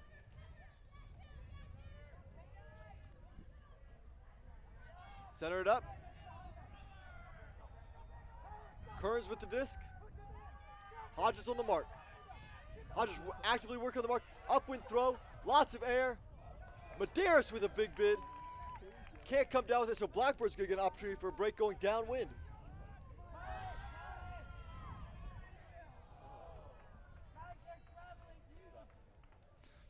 During that replay, Blackbird went for the end zone right at it. I'm kind of surprised they made that decision. We've been talking about how Blackbird really needs to focus in, really needs to value that disc when they get possession of it, and they just take a shot on that downwind. The disc is flying fast. They got to know that that's a difficult throw to make. Kinski on the mark here for Blackbird. As they center it upwind, Kearns with the disc. You can hear the sidelines yelling thrower. They know Kearns has a big arm. He'll put it up. Naruo with the disc, being marked by Tyler Grant. Now Rotor with the disc unmarked as the bid went down, and the big forehand goes up to Medeiros. Off Medeiros' hand, another opportunity for Blackbird. Little bit of a misread there, kind of comes in too far, has to track back to the left side, and winds up having to make a bid for it, not able to pull it down. So, interesting situation here. Number 2, bid on the previous play, Jason Zhang for Blackbird. He's going out with an injury. I think this disc might come back here because the injury occurred prior to that throw going up. Yeah, that's one of those interesting rules where if that were a foul call or a pick call, you usually have one continuation pass. But with the injury, because the injury happened before the throw had even happened, it doesn't. That typically comes back. It looks like the turnover is going to hold. Blackbird's going to have a shot at the disc, and let's see if they can really value this time. Well, so I'm not clear on how that one played up, but now Blackbird has a shot. Tyler Grant going at it. This was not coming back in bounds. So Polar Bears going to get an opportunity from the red zone.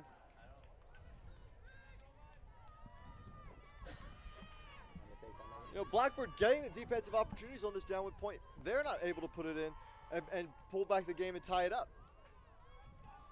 So good field position here for the for Polar Bears as they catch a break. Have Adam Rady pick up the disc. Rady's long, being marked by Hodges. Hodges a strong mark. He moves very active on the mark, but Rady has a lot of pivot space. He can move out very far and use his long arms to break it. Look at Dan Hodges' movement.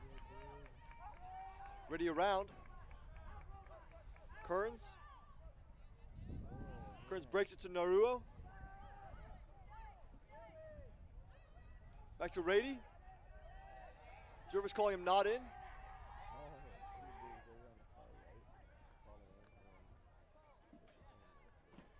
Let's take a look at it.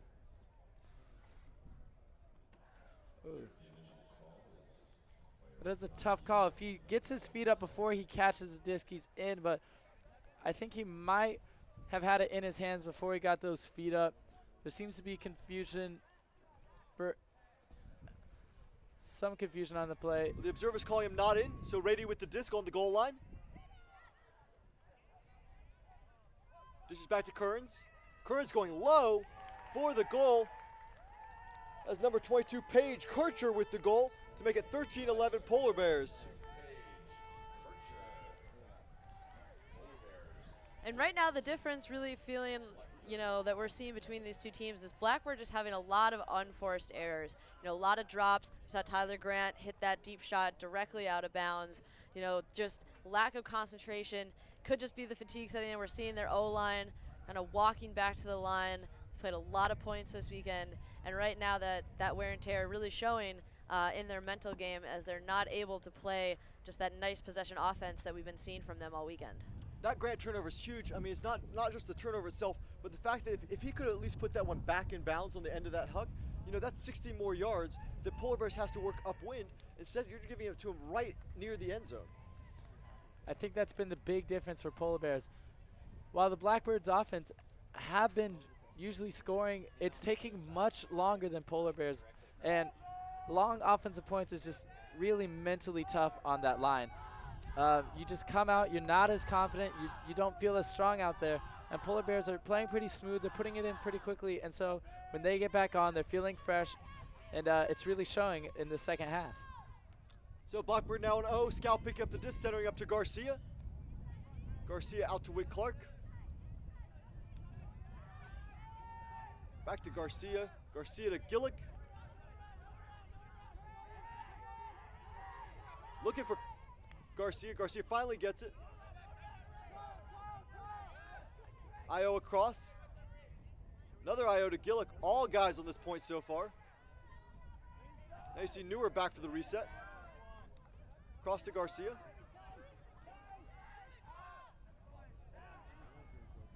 So Garcia tries to go under the mark there of Marliov, but Marliov gets a little piece of it.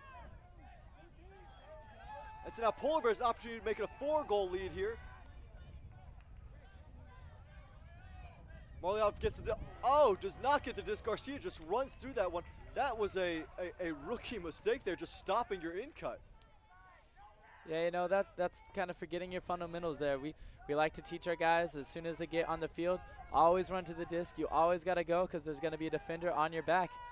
And Blackbird is able to convert it make a nice conversion pretty quickly on getting that disc back. Brian Garcia earns his turn back, and Blackbird puts it in. That's a pretty quick score that Blackbird hasn't had in a long time. I think that's going to do well for the general morale of the team. So Scout with a nice forehand, keeps it low. Doesn't let the wind take too much of it. Whit Clark able to pull that one down off the bobble. And now it's 13-12. Polar Bears with the lead. Megan, what does Blackbird have to do here to get themselves back into this game? Well, their O-line did well to get the disc back, but again we saw a turn just kind of on a round throw dives right into the ground. So their O needing to be just a little more crisp, a little more conservative. We see that they haven't been taking these deep shots, needing to work the disc up. It's on those deep shots and those kind of tricky around throws upwind that we're seeing all their turns. They really need to work that open side, to get there, make sure that they get all their O points in. Yeah, and something that we noticed from the Blackbird defense last point, they switched to that backhand force, forcing Polar Bears into that downwind side. They seem to have changed their strategy, and we'll see if they do that again. It worked pretty well for them last time, generating 2 turns. They just weren't able to convert on it. And they indeed do come down with a backhand force here. Gillick on Rady. This is, I believe, Gillick's first D point. Probably one of his long arms here on the mark.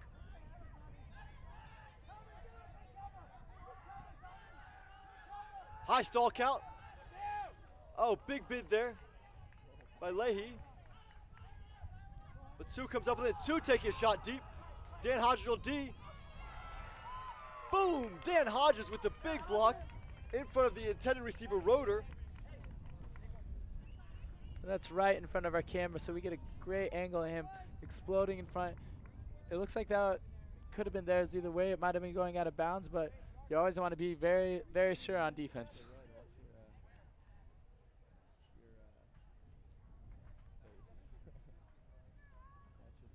Polar Bears takes an injury on the play, and it looks like Brian Garcia is going to come in. There's a bit of contact between both the players. Polar Bears, I believe that's 13 Taylor Leahy. No, that was Scott Roeder, number 1. Took the sub. So Hendrickson immediately throws up a floaty pass, which Tyler Gray could come down with. And then Garcia going deep to Hendrickson. So again, you know, we see Blackbird not taking the time to have that possession game, work the disc. They take a you know, quick shot here. It's rushed. They're looking to put it deep right away, and you know, just can't connect on this. It's a tough throw going downwind. D able to get in. You know, it's not the receiver's not really open there. Just kind of rushed and sloppy from Blackbird's offense.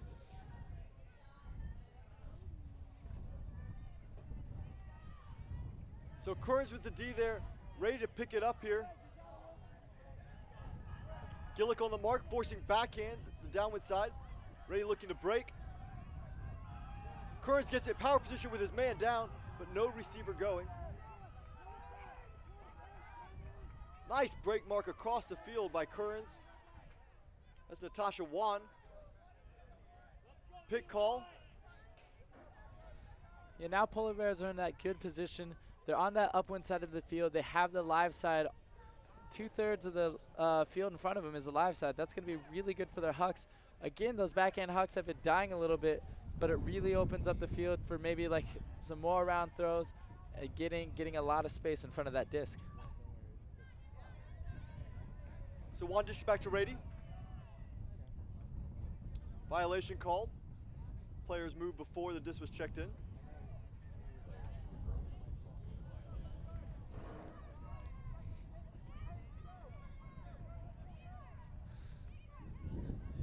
Disc checked in again. Back to Rady. Rady breaks the towel.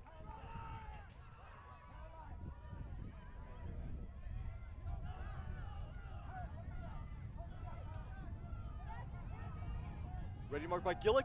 Oh, there's a floater. Garcia with a look. He can't come down there. It looks like he may have been injured on this play. So the disc went up after the foul, excuse me, except for after the injury there. So I think this one's going to be coming back for us. That's Brian Garcia holding his arm. That's going to be a big loss for Blackbird. We're going to get another look at that. He goes up for the D, very strong.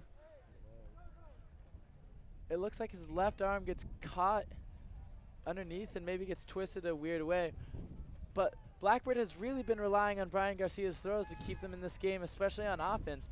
I wonder who they're going to have kind of go in there to really lead the team when they need it late in this game. So interestingly enough, on that earlier injury by Scott Roeder, Dan Hodges came off for Garcia. Garcia gets injured, so now Hodges coming back on the field. Roeder also coming back in the field for Marliov. So the two players that went off for the earlier injury at this point are back on the field. Roeder, big thrower here for Polar Bears. And we've talked about Hodges' mark before. Yeah, Garcia coming in kind of as a offensive specialist. And here we go, huck all the way across the field. And it just doesn't stay in front of the intended receiver. So Hendrickson easily able to pull that D down. Hodges with the disc looks big, then looks underneath. Hendrickson with the disc. He is the whiz. Goes across to Gillick. Back to Hodges. Blackbird needs to play smart here. They're down 13-12. If they put this in, they tie the game. They get some momentum on their side. Leahy with the disc, looking back for Hodges. Back to Hendrickson. Pick called. This one's going to come back to Hodges. So take a look here at the stop disc. Gillick, the tall receiver here. On Naruo. They're the only ones in the end zone. Insko also downfield, guarded by Andrew Sal on the break side.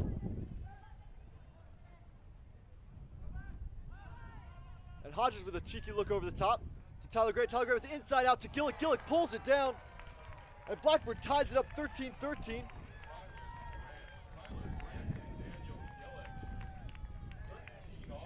This play is just going to open up with a scuba over the top.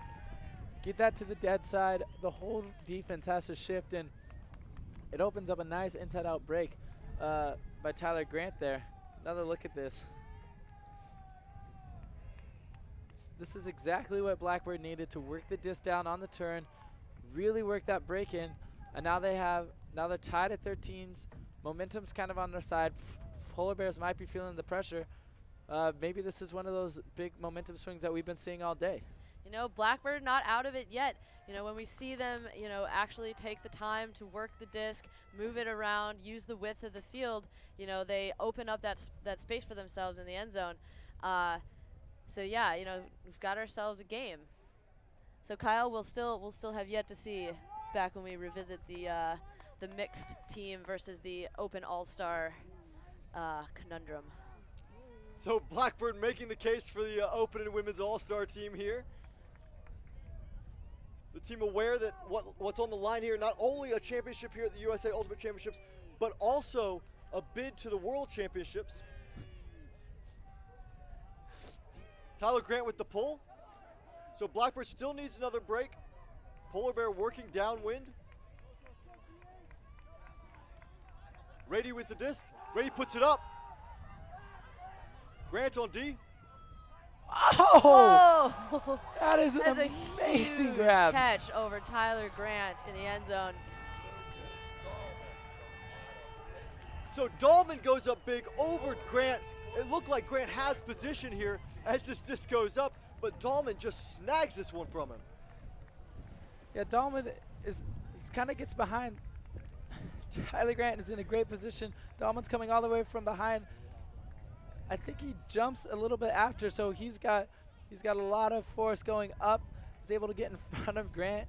It makes a great momentum. Could be a big momentum shift for the Polar Bears. They're now up 14-13 on game point. So this is game point for the Polar Bears. As you mentioned, Topher, that was an exciting play, as exciting as we've seen today.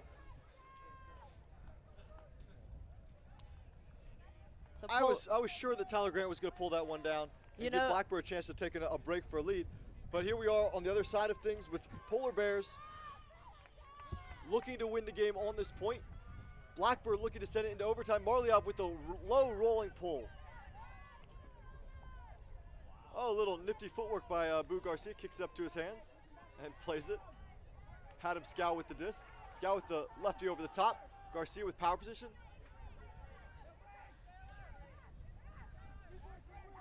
Garcia looking for some downfield action. Can't find any, so he hits Scow. Scow to Sloven. Brian Garcia back on this field after taking the injury. We assume it wasn't that bad then. And like we said, Blackbird's really going to need him on offense here to really take control of this game. So pick call, Garcia with the disc. Garcia across the middle to Sloven. Excuse me, to Scow. Scow goes over the top. It's one lefty backhand too many, and now Polar Bear with the game point possession. Polar Bears is probably going to work this up nice and patiently. I wouldn't be surprised if they're going to take a timeout. They're going to take a timeout now. Talk about how they want to attack this. They're at 14-13. This is a huge possession for them. So Rady uses the Polar Bears last timeout. This is a use or lose it situation. If you score this point, the game's over. If Blackbird scores the point, we're in overtime anyway, and each team has one timeout. So any matchups out here that you think they're going to want to attack? You know, we know these Blackbird D-line, or excuse me, the Blackbird O-line who are now on defense. What do you think they're going to do out here? Well, I think there's definitely gonna try to force a lot of passes and take away the deep threat. Blackbird, Blackbird wants to make this hard on them. Even at the beginning of that point, the offense was noticeably running faster. They seem to be running a lot harder than they have been earlier in this game. Maybe feeling the pressure, maybe knowing that they actually have a chance. So it's going to be we're going to see a lot of fiery defense. Brian Garcia is really going to want to take control of this dump. He's a big player. He's got to make a big play for this team here. The speed mismatch I see right now is Medeiros being guarded by Jamie Newer. Medeiros, a very fast player. Jamie Newer still wearing a brace from an ACL tear. Out to Picaithley. Oh, but Rady can't hold on to it. And now Blackbird gets their opportunity. We see a lot of these squandered break opportunities by both teams in the second half. Scout with the disc back to Garcia. Nice little break to Whit Clark. Clark around to Kershan. Oh, nice little move by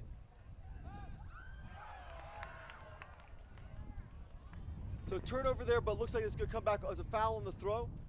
There's a nice move by Nazarov there to get open for Kershan, but Kershan was looking for the dump. Hit Whit Clark. Clark then trying to go around to Slovan. Fouled by Marliov. Discus coming in, stalls 0. Yeah, this has got to be a huge goal line stand for the Polar Bears. If they're able to get this disc back again, that's their double game point. Otherwise, they're going to have to put 2 in later in this game. And Blackbird scores. Brian Garcia makes a great cut up line and keeps themselves in it. So, Kyle, can you explain for the people at home, this game was going to be played to 15. We're now in an overtime situation. Just kind of a little bit what that means now for both these teams. So tied up at 14s, Blackbird and Polar Bears. So it's a win by 2 situation, hard cap at 17. So a team can win 16-14 or 17-15 or 17-16. There's no points after 17. If you get to 16-16, we're in a double game point situation.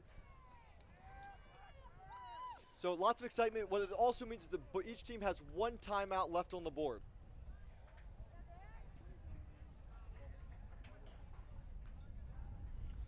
So Blackbird still needs a break to win this game.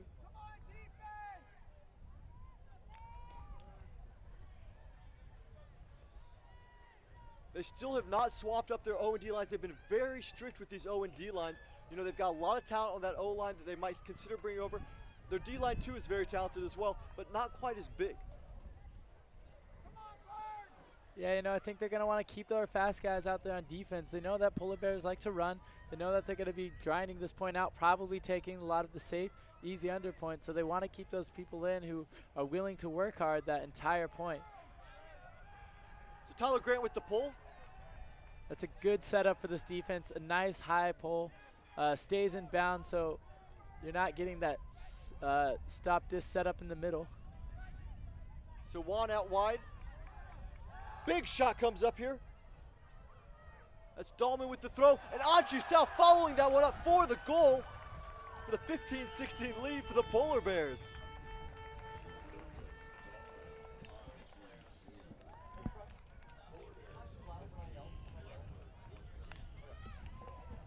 So Daniel Naru is the intended receiver. Gets a bit of a misread, but Anju So is really heads up on that. She sees that the disc is coming across. Her defender isn't watching her anymore. She's able to rush there, get it unmarked, and she's in a great position to really save that point. So Anshu So, one of the players who won gold medal this summer for the USA Beach Ultimate Frisbee Championship team, showing her experience in a big game situation, coming down with that goal to give the Polar Bears a lead here, 15-14. They now are pulling for the win. So another Polar Bears game point, their second opportunity here. Blackbird puts their standard O-line back on the field. Marliov with the pull, another roller. Blackbird trying to get over there to stop it, put in play before it rolls out of bounds, but can't quite get there. Interesting enough, Brian Garcia is not picking up the disc here. He's going to set up as the second dump. Scow with the disc. Scow finds Garcia. Polar Bears definitely trying to trap them on that down inside, make those long throws really difficult, and force those they've been forcing a lot of those inside-out breaks that have been popping up in this wind. So Gillick with a lot of room in that lane gets the disc, hits it back to Garcia. Garcia marked by Rady here. Garcia goes inside, finds Gillick. All guys so far at this point, Garcia. Scow makes a deep cut. Leahy marking Scow in the lane.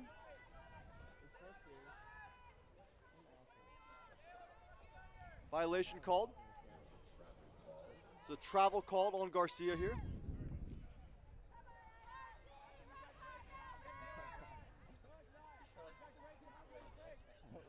So Gillick setting up a lane cut. Gets on the downwind side. Nazarov now in the lane. Trying to shake Tsao. Comes across to Nazarov. Nazarov for the inside to Whit Clark. Whit Clark with the inside to Nazarov. Nazarov, nice grab.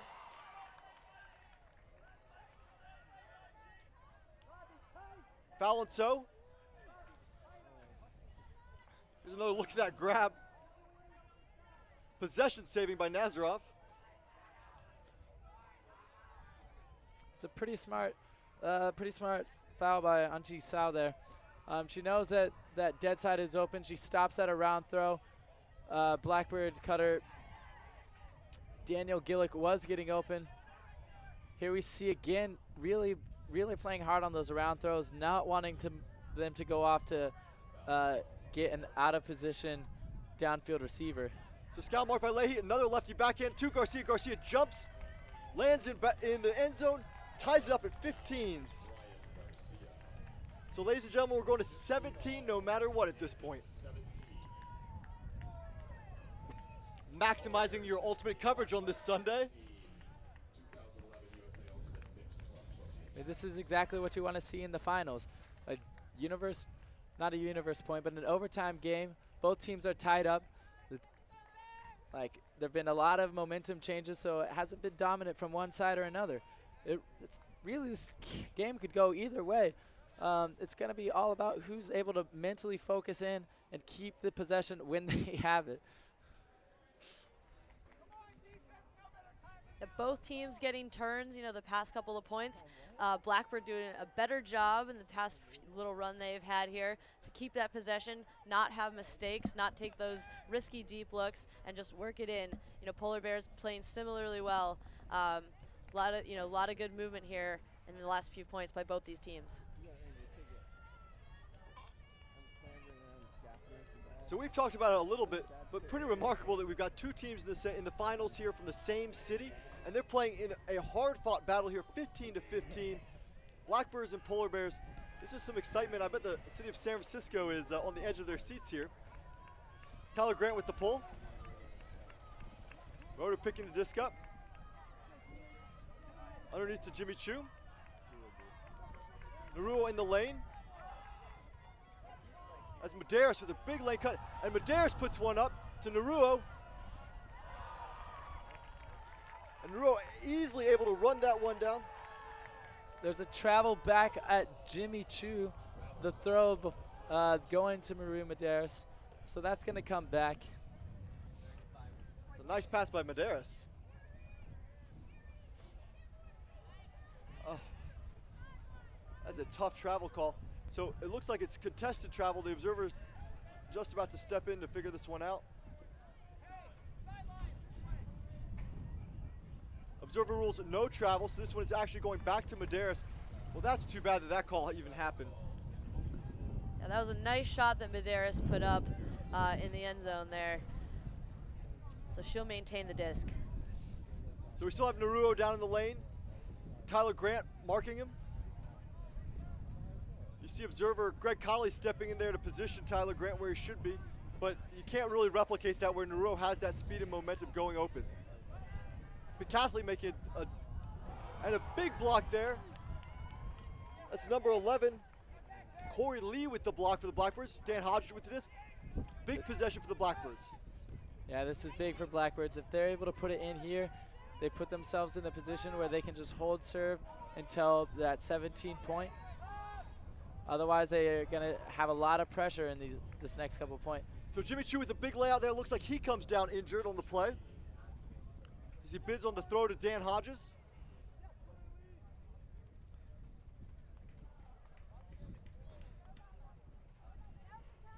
Jimmy Chu is going to take the injury. Captain Greg Marlier is going to come in and try to use his big arms and speed on that matchup against Dan Hodges.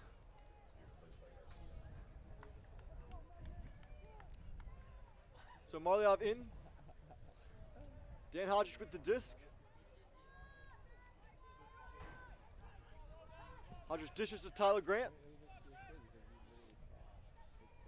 Grant back to Hodges. Hodges to Hendrickson. marked by Roeder. Floats one up, Hodges pulls it down.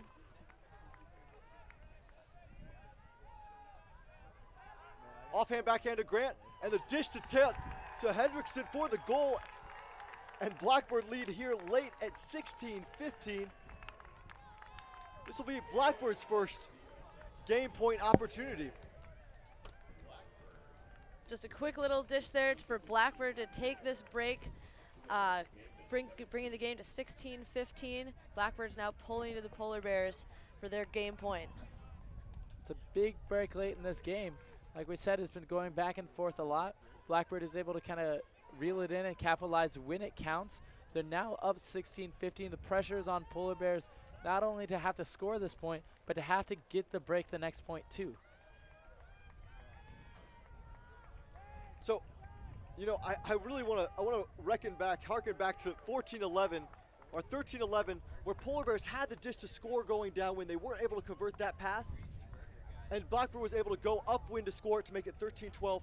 You know, I really think at this point they must be looking back at that as a huge opportunity missed for the Polar Bears. Yeah, we talked about that earlier. I think the Polar Bears even took a timeout there.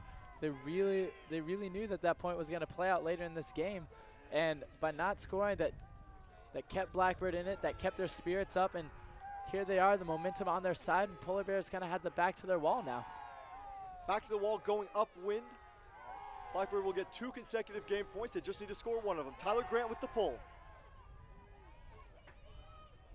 Oh, and a little miscommunication. No one picks it up. Scott Roeder having to run backwards to get it at the back of the end zone. Blackbird set. Lots of pressure here. Dan Hodges on the D. Roeder calls a foul there on Jason Zhang, the mark. That's an unfortunate move by Scott Roeder there. I don't think anyone on Polar Bears had touched that disc. If he had let it roll all the way to the back of the end zone, they would have at least gotten to take it up to the front of the end zone. Now they're stuck 5 yards from the back of their own end zone. They don't really have a dump set up. They can only move it laterally or hope for a big prayer huck. So lots of discussion here.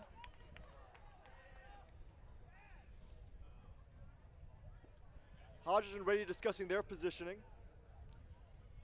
Definitely the most important 2 players on the field right now, because this is definitely where Roeder's looking. He wants to get it to Rady.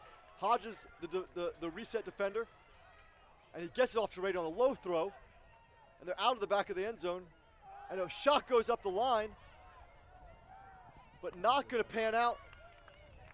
So Blackbird now with possession to win. Dahlman with the turnover. Dahlman seemed to be confused there. I think he thought his cutters were making a little bit stronger cut-up line. Maybe he would have holstered that, played a little bit more conservative if he knew. Tyler Conjur's got the disc on the sideline, on that downwind sideline. He's looking across. So Grant calls a timeout at a pretty high stall count. He didn't like what he saw. He had an early look to Marie Medeiros there. Excuse me, there's a pick call downfield. It did look like he called a timeout, didn't it? Yeah, he motioned that his hand on the disc, but maybe the pick was called prior to that, stopping play.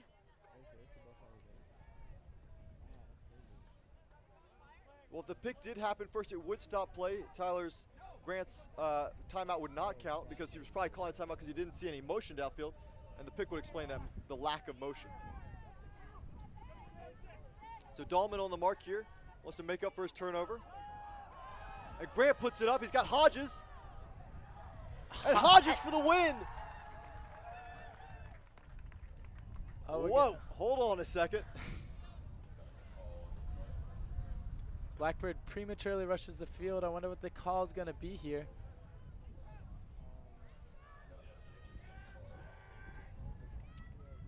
So it sounds like a pick in the middle of the field by Rady, the defender, on Hodges. Impressive that even with the pick, Rady wasn't too far off on that. So, you know, that's a good call. If he doesn't get slowed down, he's right in a good position. Tyler Grant's going to have another high stall count situation, and he's going to go at it again, inside out. This one's going to float a little bit more, gets turned around, and Polar Bears comes up with the D. Their offense gets the disc back, and they're going to try to work this up and tie the game. So Rotor gets a piece of that. That was interesting. Grant pump faked, and then he actually put it after the pump fake. It must have been because the stall count was high there. I mean, Hodge is a great receiver, but there's a lot of traffic down there. So now Rady with the disc, Hodge is on the mark. So Blackbird thinking they had the win in the bag, now having to play defense against this Polar Bear offense, who's going right at it from the get-go. Pitcahy, the receiver.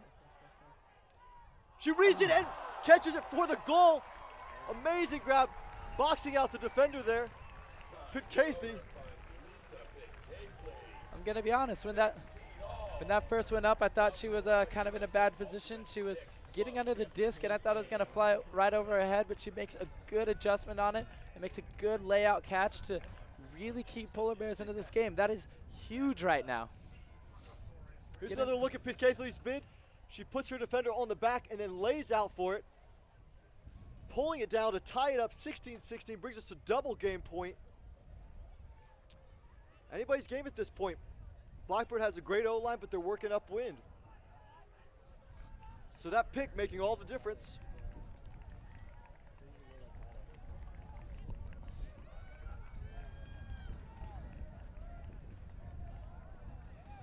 Interesting to see here, even on this line, Blackbird is going with their standard O. You'd think they might put Tyler Grant on there just in case they get the turn. You want that big defensive man on there, but they're going to stick with that same set, keep with the people that they're comfortable with. Ryan Garcia is really going to have to take control of this game if Blackbird wants to do it.